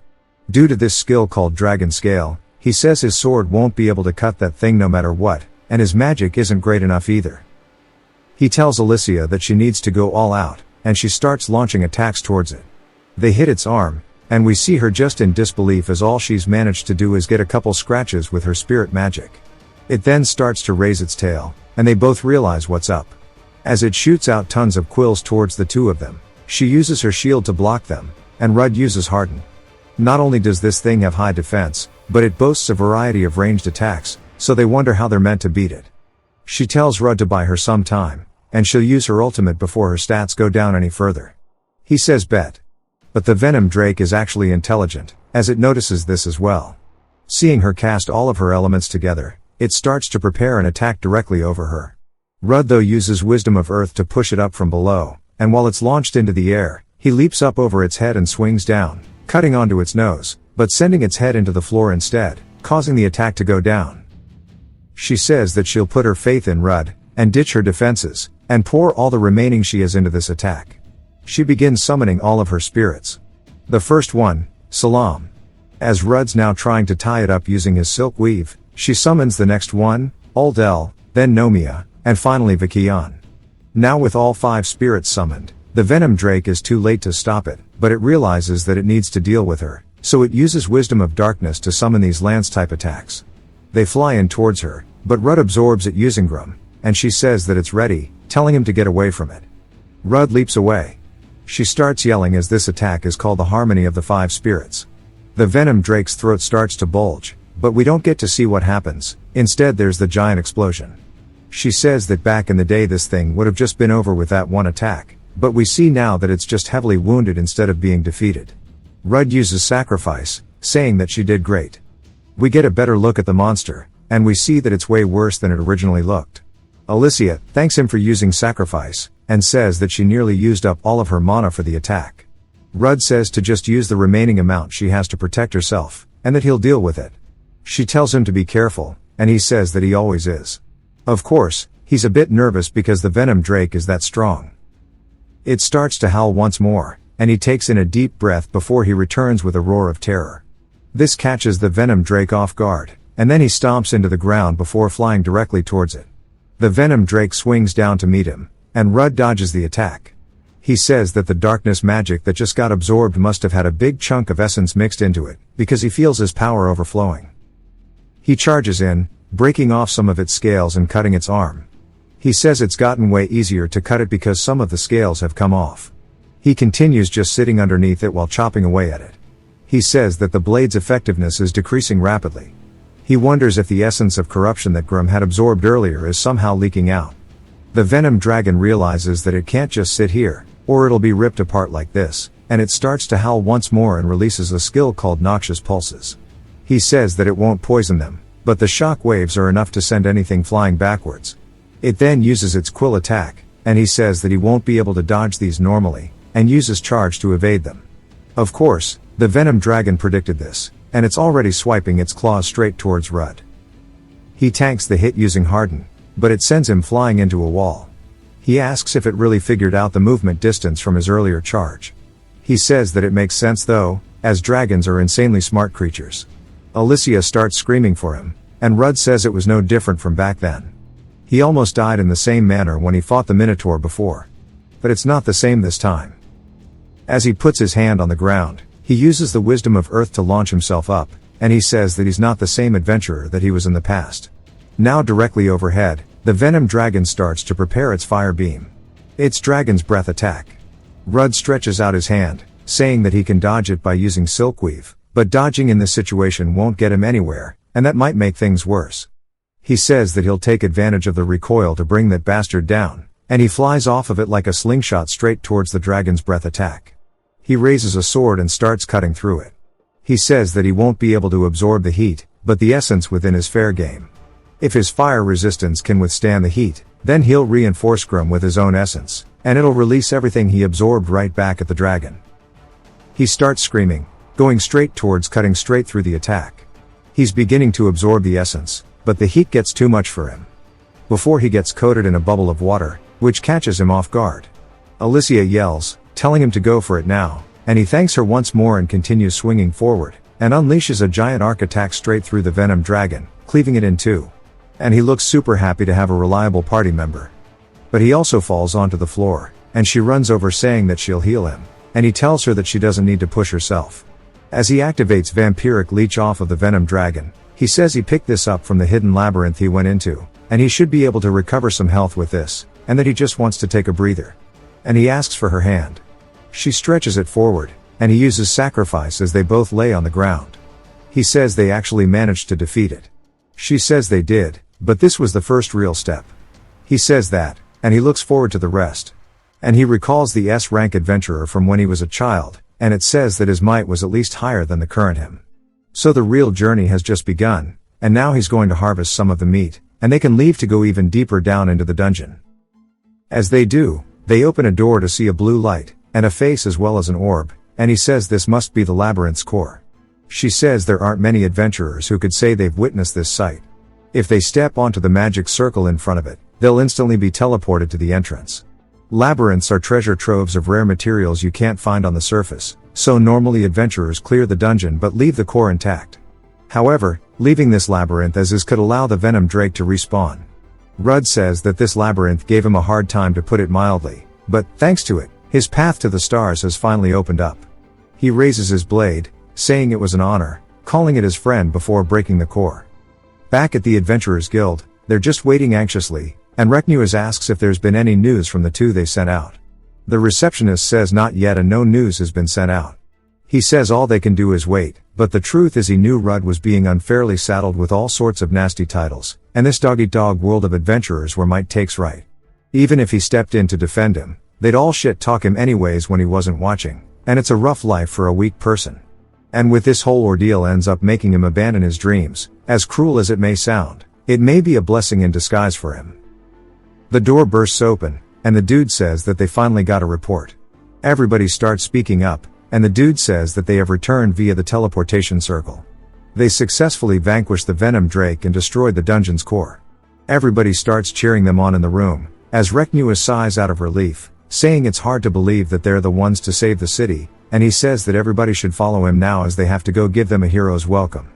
At a nearby city of Verona, called Gothral, we see a man reading the news, asking how they could destroy a new labyrinth, and if they're really trying to show off the number of dungeons they have access to. He says this messes up their plans to seize it, and he's pissed. But a man in the room says that this is a good thing. Verona, unable to deny that it was rightfully Gothral's claim, decided to destroy it rather than hand it over to them. By framing it like that, they can demand compensation for the earnings that it could have potentially had from the greedy pigs. The man thinks about it, saying that that means they can profit without risking their adventurers in the labyrinth, but with that move the guild won't take it laying down. The dude says that's his hope, and they should take this opportunity to show that old Fox and his people exactly where they belong once and for all. Somewhere outside the city in the forest, Sylphiad scares a bird and starts chasing it, while Rudd and Alicia are cooking up some food. Rudd's cooking up the Venom Drake, and she tells him it smells good. He says that he's just glad he can finally eat it, and he's been carrying it around in the bag just waiting for the chance. He finally takes the first bite, and says that it sure is great, and they had no idea dragon meat was this tasty, and it's unlike anything he's ever had. He starts going on and on about it, while she starts drooling, and says that that's enough, and that her dinner for the night will be a plate of the finest steak. He says that he's already eating steak, and she says exactly, it's not fair for only him to get to eat it, and that he needs to hurry up and eat his meal so they can go find a steakhouse. We get a 4-day time skip since they destroyed the labyrinth core. They head back to the guild, and Recnua apologizes for calling them in so frequently, but says at long last they should finalize the report for the slaying quest. He wants to give them the reward, which is 1.5 million. Rudd's surprised. Alicia isn't, and Rudd asks if it's really that much. He says that the estimated clear level for the labyrinth is 70, and this is the corresponding amount. But there's one more thing, they cleared it with just the two of them, and it wouldn't do justice to keep him at that rank, and he now may update it. As they're leaving, Rudd says that he reached D rank only a few days ago as well.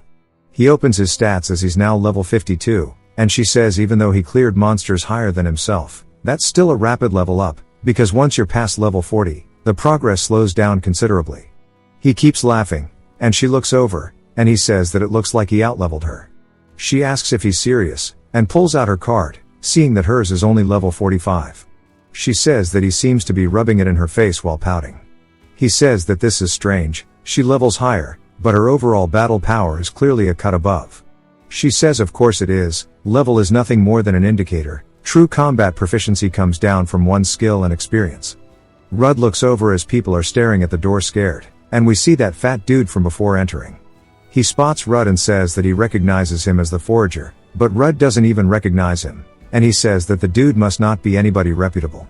The dude says that it appears that the adventurers here lack the decency to recognize the lord of a neighboring city. Rudd says that he must be the lord of Gothral, and the dude says that explains why he saw fit to destroy the new dungeon that was rightfully his. Rudd says that it was under joint ownership, asking if he's wrong. The man says that it sits squarely on the border between Verona and Gothral, yet the people of Verona decided to exploit the anomaly as a pretext to deny them entry, and even had the audacity to allow monsters to overrun the surface, leading to the dangerous destruction, and that they definitely couldn't forget the great profits that could have been, the devastation caused upon their land by the monsters. Now he wants to ask him how he's going to compensate for all of their losses. Alicia steps in, saying with all due respect, this is a conversation best left for the respective guild leaders, and if she's not mistaken, Gothral neglected to address the monsters that appeared in his, forcing several of Verona's adventurers to intervene on their behalf, and since they didn't do anything when it mattered, now he's out here trying to stretch his hand out like a beggar. The guy gets pissed, and Rudd says that's the poise of an S-rank adventurer, and she can fight with words just as well as herself. The man from Fatty's office says that the rumors were true for once, and that the great Alicia of Misty Green is actually working under the roof of Verona's guild. He supposes Verona is a good fit for her though, after the downleveling from the Abyssal Labyrinth's curse. Rudd says he recognizes him, and he's pretty sure that he's the guild master of the Gothral branch. The guy says that since she's now a lowly adventurer far beneath where she used to be, she no longer has the privilege to speak to his lord in this manner. In other words, She's the last of her party, and she should have got wiped out like the other dogs, and should know her place now, as he called her. And he starts to insult her. This pisses her off, and she starts releasing all of her magic power, and the dude asks how the hell she's overpowering him, saying it's impossible, as her level should be down in the 40s. Recnua yells, saying that's enough, and she instantly pulls her magic back. He says all acts of aggression are prohibited between members of the guild, and asks for the lord and the guild master to come his way. The man approaches Recnua, saying that he should consider putting a tighter leash on his mutts. Rudd asks what's the deal with these assholes. A man then approaches Alicia, asking if she remembers him. Rudd wonders if this is a meet and greet day or something, but she does, as his name is Everett. He's so happy that she does, and Rudd asks how she knows him. She says they traveled together back when she was in her old party. He says ever since then, the ether path has been his source of awe and inspiration, and of note, the way she effortlessly combined multiple elemental magics and took down monsters was engraved into his mind forever. As an elf, she became his ideal, and he knows what happened to her party in the labyrinth, and he understands how hard it must have been for her. Such is the reason he flew to Verona with haste, and he asks if she would consider joining his party. While she's staring at him, Rudd looks annoyed, and Everett just keeps smiling, but she tells him that she appreciates the offer, but she's already joined another and would like to introduce her companion to him. Rudd goes to shake his hand, and the dude slaps it away.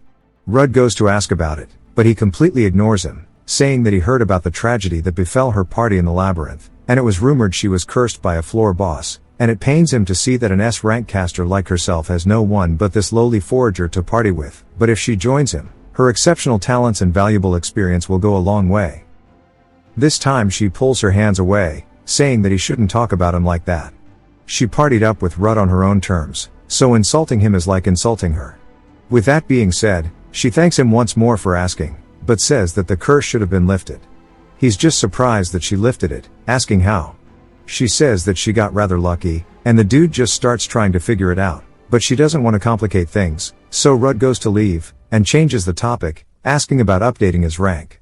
Everett says that he doesn't know why she left him like that, he was merely being considerate to her, it has to be because of that bastard, he must have brainwashed her, and there's no way a D rank could have slayed a venom dragon. However, if she's not bound by the curse anymore, it changes things. She must have done all the work, and that scumbag took all the credit. He then starts to release killing intent, and Rudd says that he's getting some serious side-eye from that guy back there. She says that elves are quite the proud race, they live for centuries, so it's not at all strange for some to be stuck in their ways. Rudd looks down at her, she asks what he's staring for. He tells her that she's an elf too, so he's wondering if that stuck in their ways thing applies to her too. She says of course not. She's the most humble, understanding, and incredibly open-minded elf. He says that she's definitely got the pride part locked in. The receptionist then welcomes them, saying that the guild master filled her in about the situation. She must say this is a very unusual case, as he is now a B rank. They both start to get excited, and the receptionist says that clearing the labyrinth was a high difficulty quest after all, and thanks to the reports from the adventurers that he rescued in the village, they were able to add Baphomet slain to the list of his achievements. He's just excited that he's finally a B rank, and we hear a familiar voice saying that he doesn't have to hold in the joy anymore, because everybody in the town is grateful to him. For some reason he's happy to see the mage and Fatty, but Alicia says that he can't get complacent with this, as she needs to remind him what his goal has always been. He says of course she doesn't, and he slaps his face, saying that he has a long way to go until he is at his goal. Everett then starts yapping, saying that he finds it difficult to tolerate such ridiculous words. A rank determines the knowledge one can access, the dungeons one may enter, and these regulations exist to safeguard adventurers and evaluate their status in society. Yet he's witnessing the promotion to B rank of someone who wrote on the achievements of others, and he asks if the Verona Guild is only a den of fools and half-wits. Everybody starts to mean mug him because they're offended, and Rudd asks what he's even talking about. The receptionist says regardless of his personal opinion, B ranks and below can be granted at the discretion of each guild branch. Magnus then says that he better take back what he said unless he's looking for trouble, because everybody's ready to jump his shit. He laughs, saying that they've only confirmed his earlier assessment. Magnus grabs onto him, but Alicia tells him not to, as Everett throws him away. He lands on the floor, and Everett stabs right by his head, saying that he shouldn't touch him with his filthy human hands. Alicia says that she won't stand for any more violence, and he says that she's had a kind heart for as far back as he remembers. That's why even to someone like a human, she extends her hand. She tells him that he's got it all wrong, and he says there's no need to explain. He knows that elves are stubborn, prideful, and the worst of all, resistant to persuasion, which is why someone like him, who is humble, wise, and open-minded, needs to lead their race. Rudd starts laughing at him, saying that he says some very similar things to Alicia. Everett says regardless, the truth is, an adventurer who can't hold their weight puts everybody else in danger. He shall put him to the test and see if he truly deserves his rank. The receptionist says to wait, as he doesn't get to make that call, but Alicia agrees, saying that if he doubts Rudd's strength, just to fight him himself. They head to the training grounds, and she says that she didn't mean to drag him into this. It's her fault. Rudd says if anyone is to blame, it's him for being pathetic, but he'll do his best to beat this guy, so he leaves them alone, and ultimately an adventurer's worth is judged by their abilities. Alicia says that if either of them looks like they're about to get seriously hurt, she'll step in immediately. They both start squaring up, and Everett seems confident. She says it's time to begin. Everett takes the first step, charging in. Rudd blocks the attack, and Everett compliments him, saying that he's not completely useless like he thought, but says that this is just the start as he starts rapid-firing attack after attack. Rudd though continuously blocks them, and says that his swordsmanship is definitely a cut above his. And according to Alicia, he excels in both offensive and magic buffs, and he is what is called a spellblade. He starts to use haste and enhanced strength, and vanishes in front of Rudd's sight. Rudd wonders where he went as he's behind him. He comes in with an attack, and scrapes against his side as Rudd was too slow to block it. Everett looks annoyed, and Rudd says that he really wanted to use his skills and fight back, but he can't keep up with his movements. Everett says that for reference, he's a B rank, a rank that you normally have to be this powerful to claim, asking if he's starting to get it, that he is utterly out of his depth, neither the rank nor his companionship suits him. Rudd says that he's right, as he's not good enough to deserve her, but she picked him, so he's gonna do whatever it takes to become someone worthy of that choice. Alicia looks proud, and Everett is just pissed. Rudd starts to summon his own magic as he uses Wisdom of the Earth, sending out a giant fist. Everett says that it's a mistake to think he can use magic to defeat him, as he shoots out a fireball. The two collide, creating a giant explosion, and Fatty and Magnus are just taken aback, saying that this is way too much. Everett says that it really is a pity, and this is what it means to be truly outclassed, as there's now a new type of magic floating above. He launches it down, straight towards Rudd, but of course, Grim starts absorbing it all, leaving Everett speechless. Rudd says he figured he'd respond to his magic with his own, and that the pride of elves sure is legendary. He then starts to run in with his overflowing strength, causing Everett to have to be on the defensive now, as both his speed and power have gone up instantly. Everett asks if this is an enchanted weapon. Rudd says it's not, and it's a cursed blade. He swings once more, and it's so powerful that Everett has to distance himself. He says for him to use a cursed weapon, he's out of his mind, and that's all the more reason to keep him away from Alicia. He then starts to empower his body with lightning attribute, and says that he definitely won't be able to keep up with his speed anymore, and he dashes forward like the Flash. He hits Rudd straight in the chest with his palm, and lightning starts to flow out through the back. The adventurers he saved from Baphomet are also just in disbelief. Everett says that was way too easy, and he turns, telling Alicia to announce the winner. Rudd grabs onto his collar, saying unfortunately for him, lightning has no effect on him. Everett says that's impossible, as he should have been paralyzed. Rudd headbutts him, and Everett reels from the attack and falls onto the floor. Rudd stabs his blade right by his throat, saying that he's sorry, but he's already acquired quite a few resistances. Of course it's all from the Venom Drake. Mage and Fatty start to get excited, and Alicia smiles, saying that with this, they were officially done here. Back at the meeting between Reknuas and Porkchop, Reknuas says that his lord is currently away on business in the capital, so he's been assigned to his duties. While he understands Gothral's claims, it states that since Varona is in charge, it will fully cooperate with Gothral's damage recovery. That guy says that of course he should. His demand isn't some simple recovery aid, it's full compensation. They want goods or ownership rights to the labyrinth equivalent to the losses they've suffered, and that his greed and judgment got them here in the first place. One of the assistants barges in, apologizing for the interruption, and the dude with Fatty says that rudeness seems to be Varona's forte, but she says that it's a grave matter, and the new labyrinth which was confirmed to be destroyed, an anomaly has arisen from it. As we see two gargoyle-type monsters, she says that a massive surge of corruption is blanketing this surrounding area, and in terms of concentration it's around B rank. Reknuas asks if this is true and how this could be. She says there are 2 gargoyles guarding the entrance, blocking any outsiders from entering. He says it would seem that this isn't the time for some petty squabbles among cities. The branch leader asks how dare he, and Porkchop tells him to shut up. But Recnua says that they need to quickly assemble a team of slayers and head back into the labyrinth to clear out whatever has arisen, and to summon all adventurers of B rank and above, and send word to Rudd as well.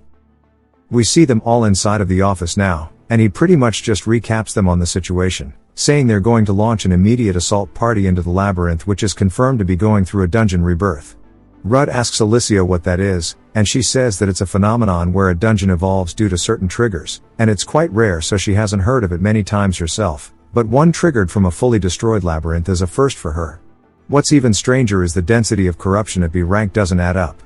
Rudd says most of them here are B rankers, and they also have Recnuas who is an A rank, so this should be fine. Everett sighs, saying that it's no surprise since he was a struggling D rank till recently, so of course he doesn't grasp the gravity of the situation. Rudd says he's talking a lot of shit for somebody who just lost, and he says that a B rank concentration of corruption means that it's likely A or higher, or possibly even S rank within its levels. Alicia says from what she's heard the labyrinth is currently going through an evolution, something like a chrysalis, but the moment it hatches the essence of corruption will flood the lands, potentially causing a metabolic to the surrounding cities of both Varona and Gothral. Rudd recalls his home village, and Recnuas tells him not to let it weigh on him too much. Dungeon rebirth is an unusual event, and there are numerous uncertainties with it, but they were fortunate enough to detect it early, so if they're quick about it, it may just be a passing worry. In light of his prior foray in clearing of the dungeon, he wants to give him the job of leading the exploration. Alicia smiles, and they head back to the dungeon and are greeted by the 2 gargoyles. Everybody's staring at them, and Rudd activates his insight. We see they are level 50, and their stats are pretty decent, but that's about it. They have a lot of cool skills too, and he tells her that in terms of difficulty they're a bit stronger than the Doom Beetles. He then makes the first move, and it instantly turns towards him, and they start flying towards the group. It uses its petrifying breath, and Alicia casts Sylphiad to block it. As she's cancelling out its attack, the other adventurers say that's not bad, but the next gargoyle flies in, going in for the kill shot before Recnuas punches it in the head, making it go straight into the floor. He says that it's awfully loud for an oversized fly. The other gargoyle who's doing the breath attack starts coming in, and the dude from Gothral's branch smirks before cutting its head off in an instant. As both branch leaders clear them with ease, Rudd says they sure are strong, and Recnuas says they should hurry up. As everybody starts walking past them, Rudd says that he kind of wants to eat this one too. He burns it with his wisdom of cinders. When the branch leader of Gothral asks what that was for, Rudd says that it has regenerative abilities, so he made sure it was dead for good. He seems annoyed, but Rudd is just wanting to eat it. Inside of the labyrinth now, Rudd says that since the halls are no longer filled with toxic acid before, maybe even the dungeon's inherent nature has changed, but the layout isn't much different from before. Alicia says that he shouldn't let his guard down. There's no telling what will happen when they approach the center. Even if the structure is the same, the monster's strength could be much greater, as we see a new monster standing before them. Recnuas says that he'll handle the big one and leave the small fries to the rest. The guy from the other branch leader uses an ability called Warrior's Honor, which gives everybody a strength buff. One of the adventurers says it feels good, and with this they can take them on with no problem. The horde starts jumping at them, and everybody's doing their part taking care of the monsters with the newfound buff.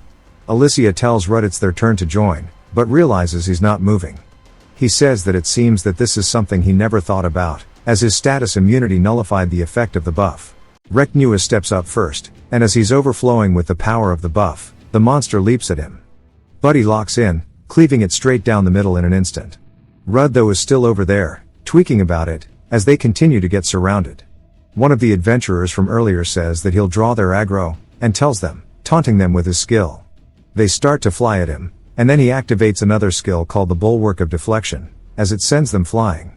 He says the others are up next, and the 2 damage dealers run in, one using Lightning Blade, and the other using Shadow Dance. They say it's hard to pinpoint exactly where the weakness is.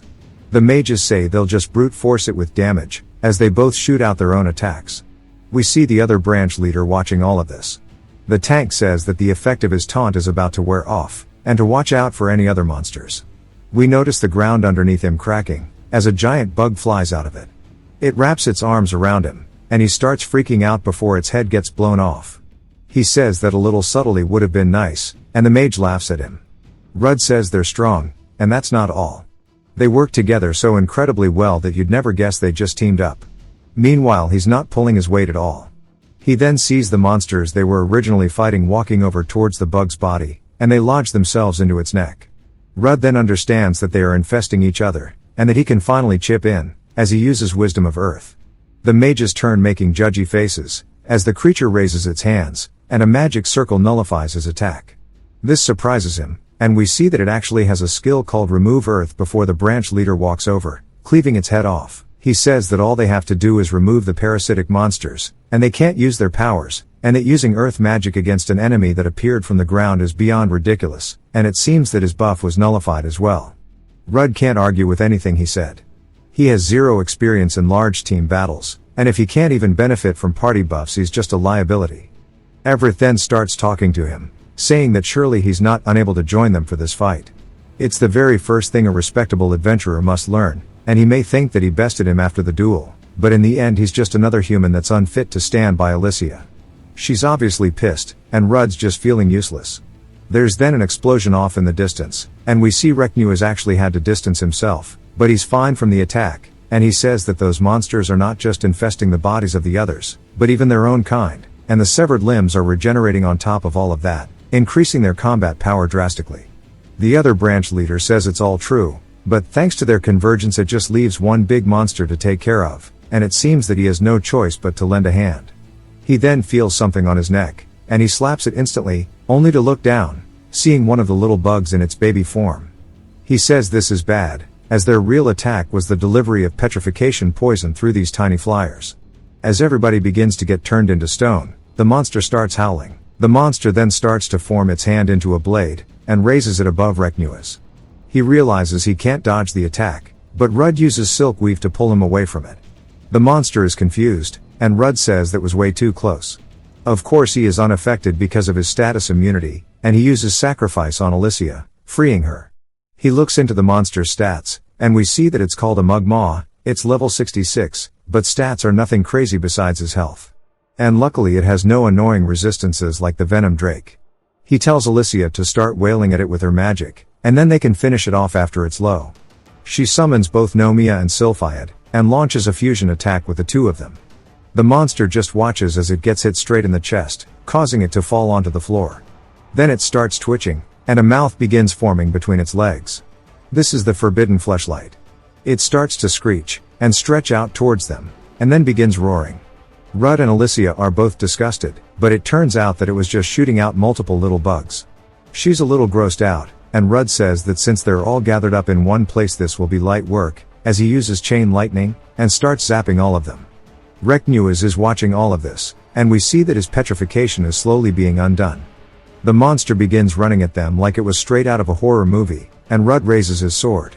Alicia says it's her turn now, as she launches it into the air with an earth pillar. She tells Rudd to finish it off, and he leaps into the air, and we see it starting to transform once more, and it creates two wing-like structures on its arms.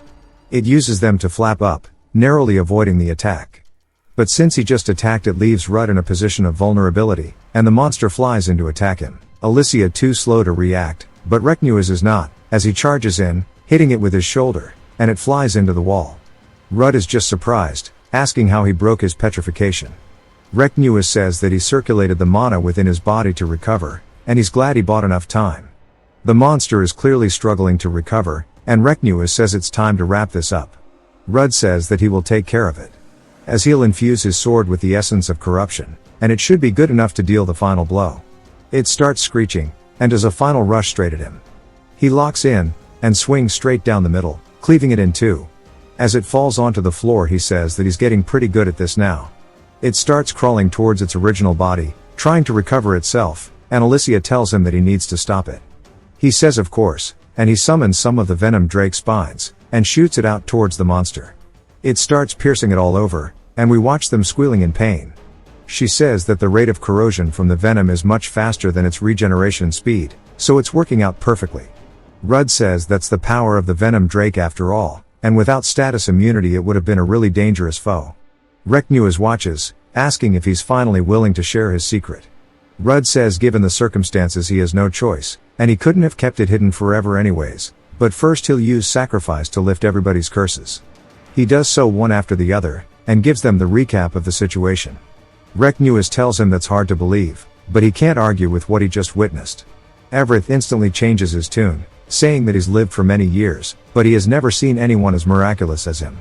Rudd says literally just a minute ago he said that he was unfit to be an adventurer, and Everett says to forget all that, as he's the perfect companion for Alicia. One of the mages asks if he can really eat the flesh of monsters, and Rudd realizes it's a chance for him to demonstrate it, and he pulls out some of the monster meat, saying he'll show them how good of a cook he is as well. He finishes cooking up the food, and he says that he slow cooked everything, making sure it's all tender, and used herbs to get rid of the nasty smell.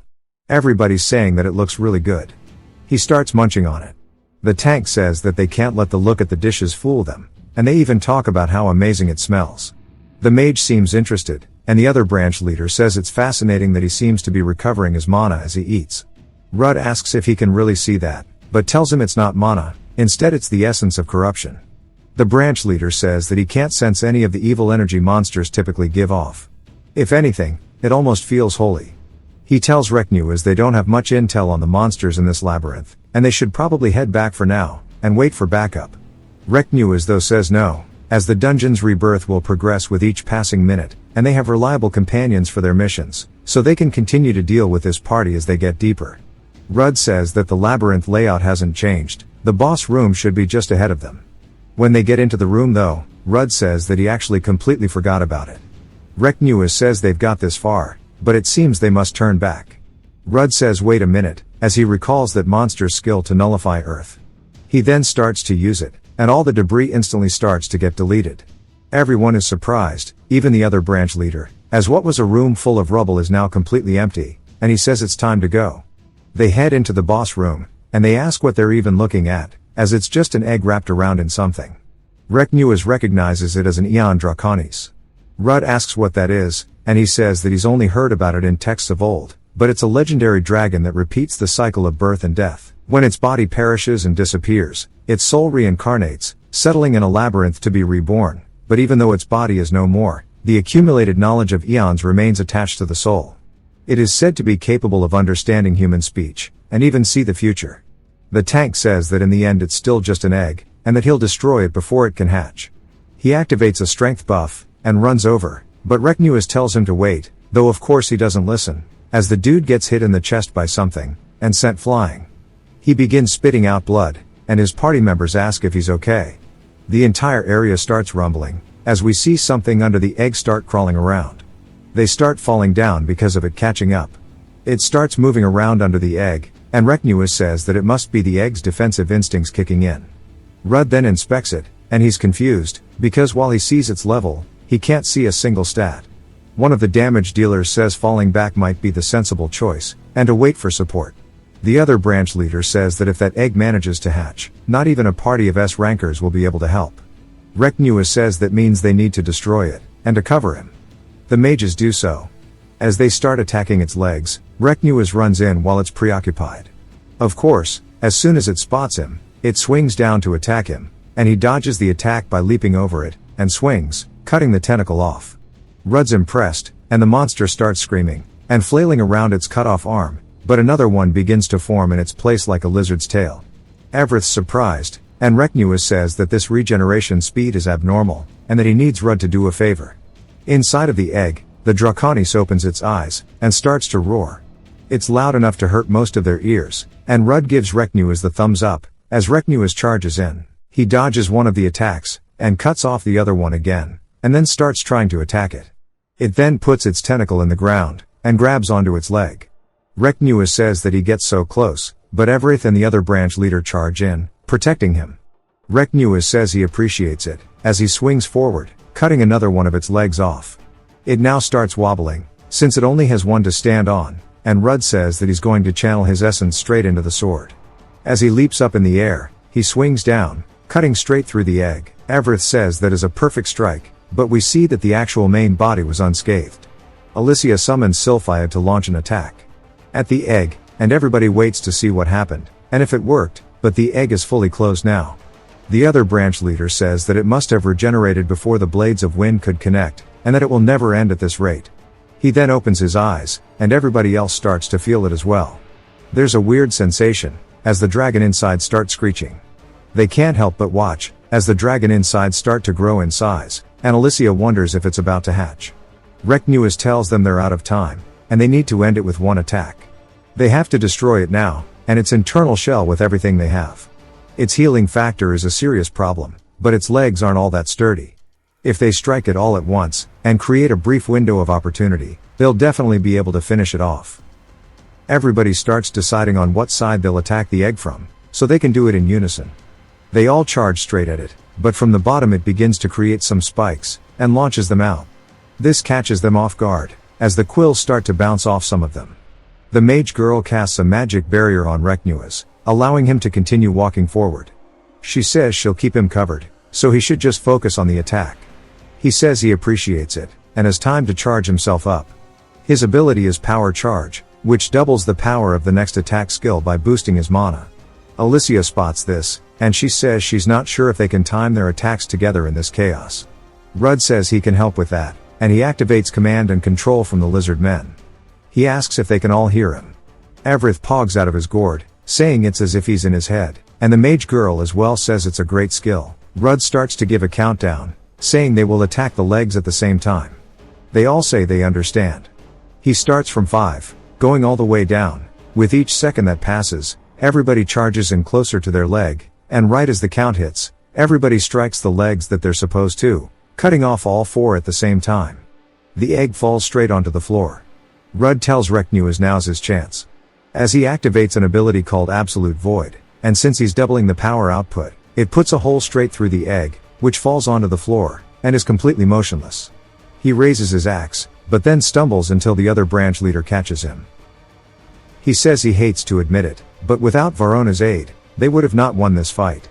We finally learn that his name is Arhaugant. The other adventurers say there were no serious wounds on their side as well. Rudd says this makes this their complete fall as victory.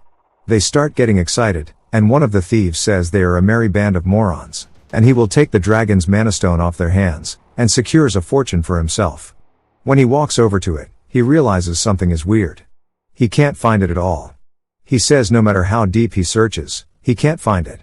Tentacle then stretches out from the ground, and he notices it, but it's too late as it comes flying in, piercing him in the chest, killing him in an instant. As he falls onto the floor, we hear a monster saying that the rebirth was squandered, and it's that weakling's fault, and he doubts that this body will last longer.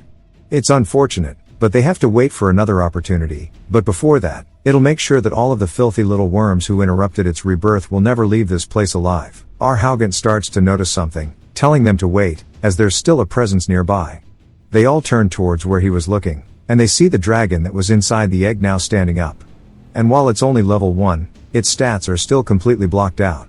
They just ask how it could still be alive, and Alicia says it must have dug below a split second before the killing blow.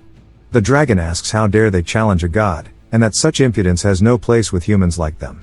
Rudd is surprised the monster's talking, and Recnewis says he's heard that true dragons who are the highest ranking among all dragonkin are entities close to gods, and as such can even understand human language. The dragon says it senses a foul stench among them, something both human and monster alike, but it doesn't matter as they should now come and entertain him. Or cower in fear and despair. The mage is hiding, saying that she can't stand that scaly nose's speech any longer. She activates an ability called Dark Shroud, which completely conceals her presence, as they see her go practically invisible. The dragon's arm then falls onto the floor, and Rudd is surprised, and the dragon for some reason tells them that its flesh has already begun to break down, and they all realize that it's rotting away. Recnewis says if they were going to strike, perhaps announce the time. Having used Absolute Void a moment ago, he'd normally wait until he's recovered enough, but this leaves him no choice. The other mercenaries wonder just what the hell they're looking at, and say that they can't fight in this state. He starts running away, saying it's time to bail. The dragon stretches his arm out, saying it's comical that it thinks it can escape, as it uses an ability called telekinesis to rip some of the pillars up, and throws them straight towards the guy, blocking off the exit. He says now none of them can escape his grasp, and though he's only been left with one hand, it's more than enough to squash a few rodents. Recnewis says that it's now made the choice easier for them all, and they'll show him that even cornered rats shouldn't be taken lightly, and he and everybody charge in to unleash a final attack. Rud takes the charge, and he and Reknuas launch the first two attacks, which get blocked easily by its tail. Everith and Arhaugant come in from its side, which of course their attacks get dodged and blocked as well, and Rud can tell all of their attacks are utterly ineffective, because no matter what they do, none of the attacks are actually connecting to do meaningful damage, and it's as if they can read their movements. The dragon says that it low-key hoped for more, and that they're going to have to try harder to entertain him. He begins screeching, using an ability called Heaven's Rebuke, as the roar alone sends Arhaugant and Rud both flying backwards. Rud lands beside Alicia, and she asks if he's okay. He says he's fine, but he's not in a good state either, as he used most of the essence in the earlier fight.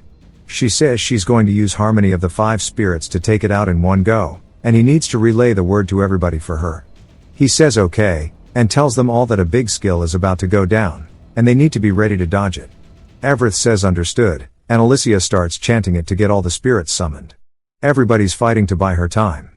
She says she's finally ready. They all realize that they're going to have to dodge this too. As the attack flies out straight towards the dragon's head, and the dragon turns, and while everybody else manages to dodge it, we see a giant explosion from the attack. They wonder if it worked. The dragon instantly stands back up, and Arhaugant says that he guesses not. The dragon though is definitely injured, saying that it seems that it underestimated their capability more than he should have. Alicia can't believe that her attack didn't finish it off, and Reknuas leaps straight towards it to do the job, but he gets smacked by its tail, and it sends him flying backwards into a wall. One other mercenary sees it, and they use an ability called Binding Roots to stop it. Everith leaps at it from behind, saying that he's got it now, but it bites the tip of his sword off. Everith's surprised, saying that he made sure to be in its blind spot, and it then sends him flying with its tail as well. It starts to break through from the roots with just brute strength, saying that it's laughable to try to slow it down with its pathetic skill, and it almost feels insulted, and then uses telekinesis once more to hit the mercenary. Alicia says at this rate everybody's going to die, and she's going to sit here helpless, unable to save everybody once more just because she's not strong enough. The dragon walks over towards her, saying that she has earned a shred of respect, and that her flesh shall fuel his prophetic powers after he consumes her. Rud says that they're completely outmatched, and if only they could buy some time to reach the exit magic circle in the core. He activates Silk Weave, but for some reason he can't use his skill. He says he must have completely run out of essence. As the mercenaries are still fighting the dragon, he says at this rate they are going to be wiped out, but he's got to recover his essence somehow. He looks over at the egg, seeing juices pouring out from it, and he realizes this might be his chance. The dragon uses an ability called Petrifying Breath, launching it straight out towards Alicia. She summons Sylphiad to block the attack. It's like one of those Dragon Ball Z fights. Arhaugant runs straight in, using his own attack, and as it flies to the dragon summons an earth pillar to block it. The dragon itself unleashes a dual spell called Air Slash and Water Bomb. Arhaugant and Alicia are left on the defensive, and Arhaugant opens his eyes, saying that he can't believe it has access to this many types of skills. The dragon says perhaps they would like a taste of this, as it starts using power charge just like Reknuas did. Arhaugant says that he can tell it's preparing to use Absolute Void. This is the power of the dragon that governs the power of foresight. He says even so, it's defenseless during the charge, and they must strike it while they can.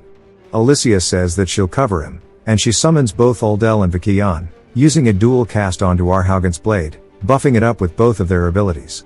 He runs in, saying that this might be enough. The dragon locks eyes with him, and Arhaugant wonders if maybe he's walking straight into a trap, but it's too late as he gets pierced through the chest. He begins to spit out blood, and Alicia realizes that she made a mistake. Arhaugant falls onto the floor. She's in complete disbelief, saying that she can't believe it. While she's zoning out, Uldel gets pulled away from her, and the dragon starts looking at it, saying that he now understands that it was a spirit, and it sure is fascinating. He wonders how she'll taste. Alicia screams no, as the monster puts Uldel in his mouth. He then chomps down, killing her in an instant. Alicia starts to feel defeated. She drops to her knees, saying that this can't be happening. The dragon tells her that skills that require charging are meant to be used when facing opponents stronger than yourself, even if it means leaving a temporary opening, but there's no need to be so dramatic against a group of insignificant pests, asking if she now understands why he deployed such a trick. He says that it was to see this face full of despair, which is something he loves seeing from humans. Without further ado, he wants to see what an elf's flesh tastes like. He starts to unhinge his jaw straight towards her head, but Rud charges then. hitting it with his shoulder.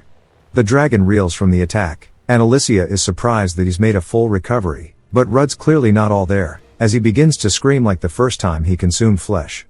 The dragon's eye falls out of its head, and we see that the attack was very impactful. It says that it's burdened with this imperfect vessel, and it appears that Rudd has become a monster through consuming its eggshell. Rudd is trying to still control the corruption, but he's losing it.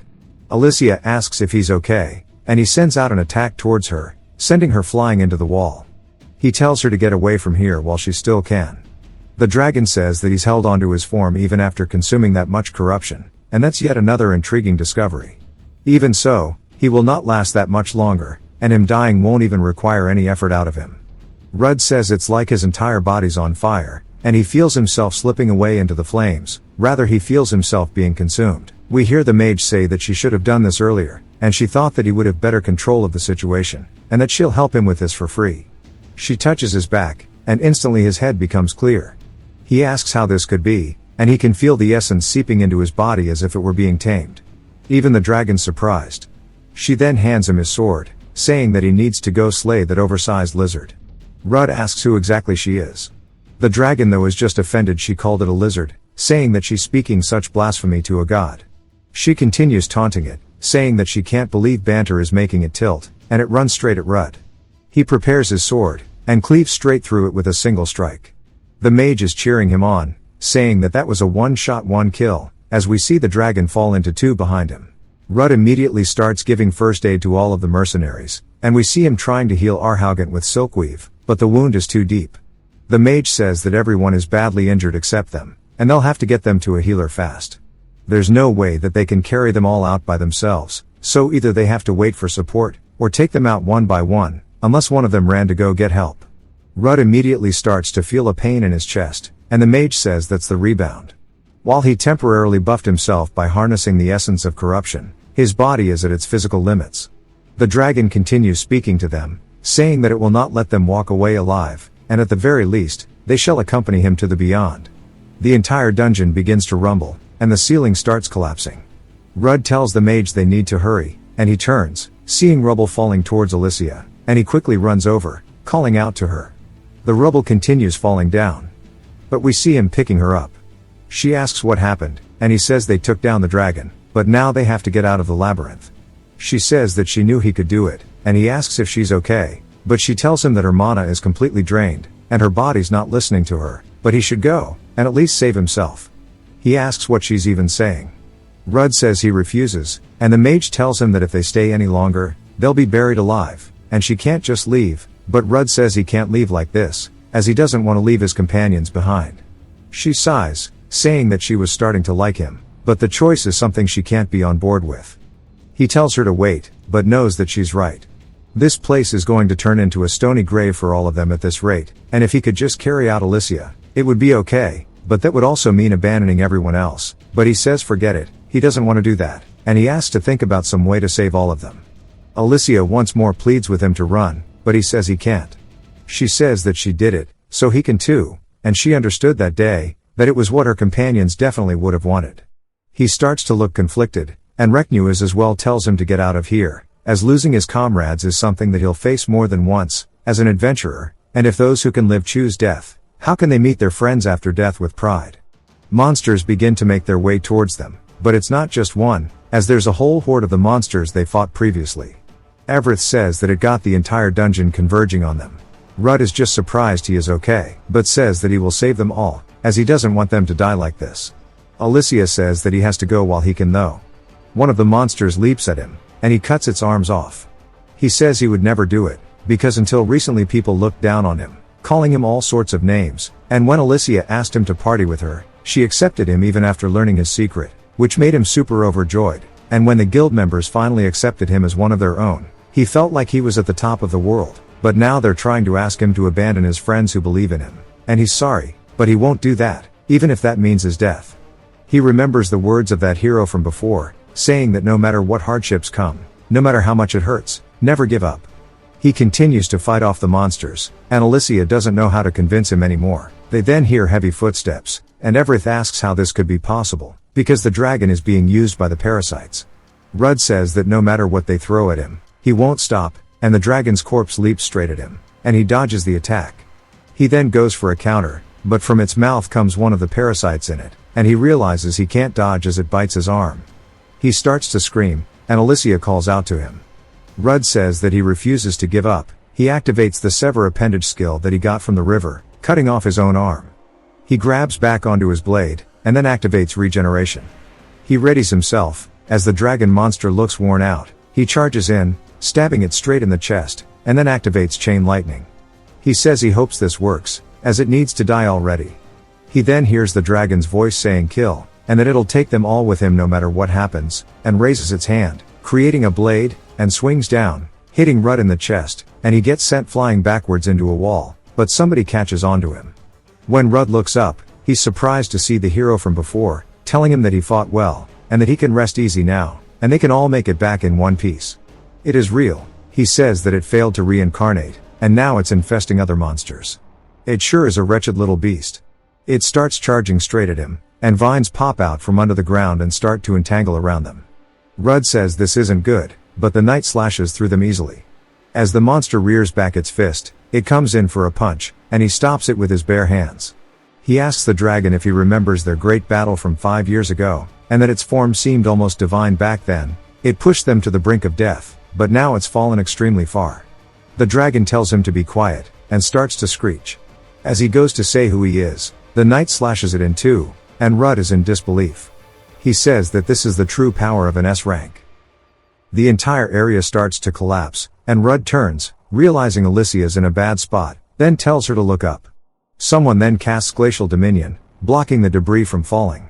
As she turns it all into ice, Alicia recognizes the scale, and the mage says this is crazy. The place is crawling with nothing but hideous monsters, and she can't stand it.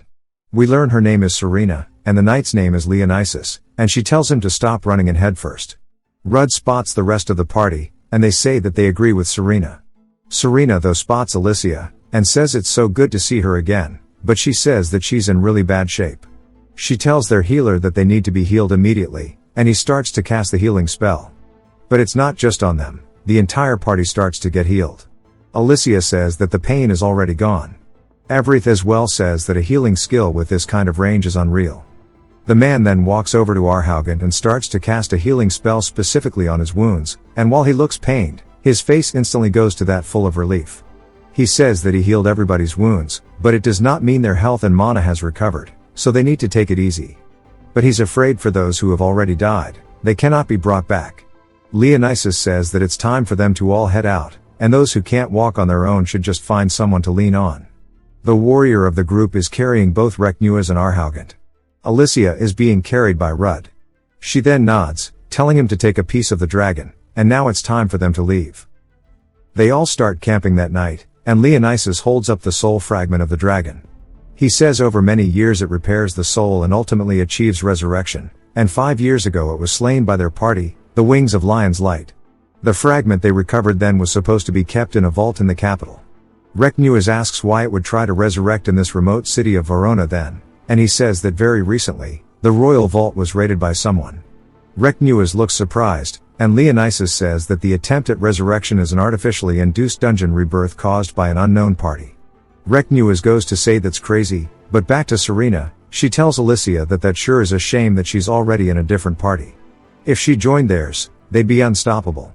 But Alicia says that she's low level, and that their goals are different, and not to mention this incident showed her just how weak she is. Rudd wants to comfort her, but she's already talking to Serena, and he doesn't want to interrupt. Serena tells her that once she makes up her mind, she never changes it, and she guesses it can't be helped. Alicia though says that she's glad that she asked her. Serena seems a bit annoyed, telling her to look at their grand old party. They have their noble leader who does whatever the hell he wants, and they have a bruiser who doesn't say a word, and then their healer is just a bookworm. There's not a single woman among the group except her, and she absolutely hates it. Leonisis tells her to calm down, and she's also making Alicia's companion uncomfortable. Rudd decides that it's finally time to speak up, and tells Leonisis that when he was little, he grew up in a village called Tanya a little east of here, and that he saved his life. He might not remember, but he always looked up to him as a hero. Leonisis says that he sees, and he does remember him from back then, but it looks like he never gave up. Serena says that he'd bring it up every time that he had a chance, that he could have saved the village had he been a bit faster. The healer says that after that day, Leonisis developed his habit of hurling himself into danger, which caused them all sorts of trouble. Leonisis says thanks to Rudd's quick response, they were able to minimize the damage from this labyrinth rebirth, and he's already an outstanding adventurer. They shake hands, and Rudd tells him he's far too kind, and he's grateful. Recnewis then tells Rudd that he's concerned about the events in the capital, and he's planning to create a new guard unit to strengthen Verona's defenses, and he would like Rudd to take command of it. Rudd is taken aback by the offer. For some reason, it shows Serena's reaction as she smiles at Leonisis, and Alicia just looks surprised. Rudd says he appreciates the offer, but he must refuse. Recnewis tells him he'll respect his decision, but he wants to know why. Rudd tells him while tackling the dungeon, he was painfully reminded of his shortcomings, and he realizes that without strength, he can't protect his comrades. Alicia can tell that it's stressing him out, and Rudd calls out to Leonisis, saying the fact is he set out on the path of an adventurer to follow in his footsteps, and he still has a long way to go compared to him. But he wants to get stronger, and become strong enough to stand proudly next to him, and he tells Alicia that he promises they'll conquer the labyrinth together. She smiles, saying that she's counting on him. Then Recnewis says that it sounds like he's got a great goal to chase. Rudd tells him that he's thinking of setting off from Verona without delay, and with this new power, he'll grow stronger. The healer though says this is fascinating. His power is fundamentally different from the mana they're familiar with, and that he can tell its corruption. But the thing is, it cannot normally persist in their bodies, and he can tell that he has been consuming the flesh of monsters. Leonisis looks surprised, and so does the bruiser, and Serena instantly tells everybody to back away as he's dangerous, and she summons a bunch of icicles. She asks if what he said is true, and depending on his answer, she'll deal with him here. The healer says that she's overreacting, and summons some vines, and they start to grow from under the ground, wrapping around Serena. Now that she's completely trapped, he tells her to please calm down, and after a lot of yapping, she eventually sticks her head out, saying that eating monster flesh is forbidden for a reason. There's no way he's okay. The healer though says that he's a special case, and there are no signs of him turning into a monster. Not only that, he can't sense a hint of the corruption's evil from him, though he has no clue why that's the case.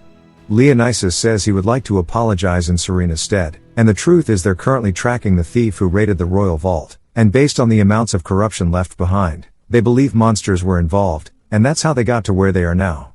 Leonisis says that he sees, and says that explains how he survived in a village that was covered in a thick mist of poison. Status immunity sure is a unique skill that he's never heard of. The healer says that he's never heard of it either, but everything makes a lot more sense now. Serena agrees, saying that he even lifted Alicia's curse, and she went off on him without knowing anything. Rudd says it's fine, as most people will react the same way. The healer then says that simply put, he has the ability to ingest monster flesh and replicate their skills at will, meaning it doesn't mean he will instantly grow gills, and after consuming a fish-type monster, he instead just gains the abilities, and that sure is interesting. Leonisis says that while he can gather their skills, he can't incorporate their physical characteristics as his own, asking Alicia if she eats monsters too. She recalls all the times she thought about how tasty it was, but says of course not, and she's never even thought about it.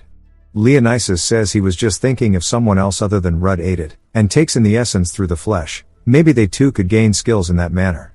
She asks what he's talking about, since he is suggesting a completely taboo act, and that he might turn into a monster himself just by eating it. Leonisis says that the transformation is what he's getting at. If Rudd could take that away with sacrifice, then there'd be no side effects. Alicia and the healer are both surprised he thought about this, but Rudd says it's not possible. There are two outcomes when someone eats a monster. First is monsterization, and the other is death. The healer says that's interesting, so there's a chance that he could die immediately instead of turning into a monster. Rudd says when he first consumed it, the corruption spread through his entire body, and he lost control of himself. In that moment, his mind was filled with the thought of taking revenge on the party who betrayed him, and now there's no kickback when he takes in the essence. The healer says it would appear his body has adapted to it. Rudd also says that a while back, sacrifice even failed during use. Leonisis says he understands it now, and there's a lot of uncertainties regarding corruption. The healer agrees, but Leonisis is still thinking about it, saying that he wants to know if Rudd can give them a demonstration of his power. He gets the theory behind it, but he doesn't know much about the essence, so to get a deep understanding, there's no better way than for them to speak to their blades, because in the end, they're adventurers. But instead, it jumps to some horned rabbits in the woods, and Leonisis and his party members are about to grab them for Rud to eat. Later, Rud cooks them all up and starts digging in, saying how good it is, and he gains the ability called Rabbit Jump. Serena says that it's a bit unfair.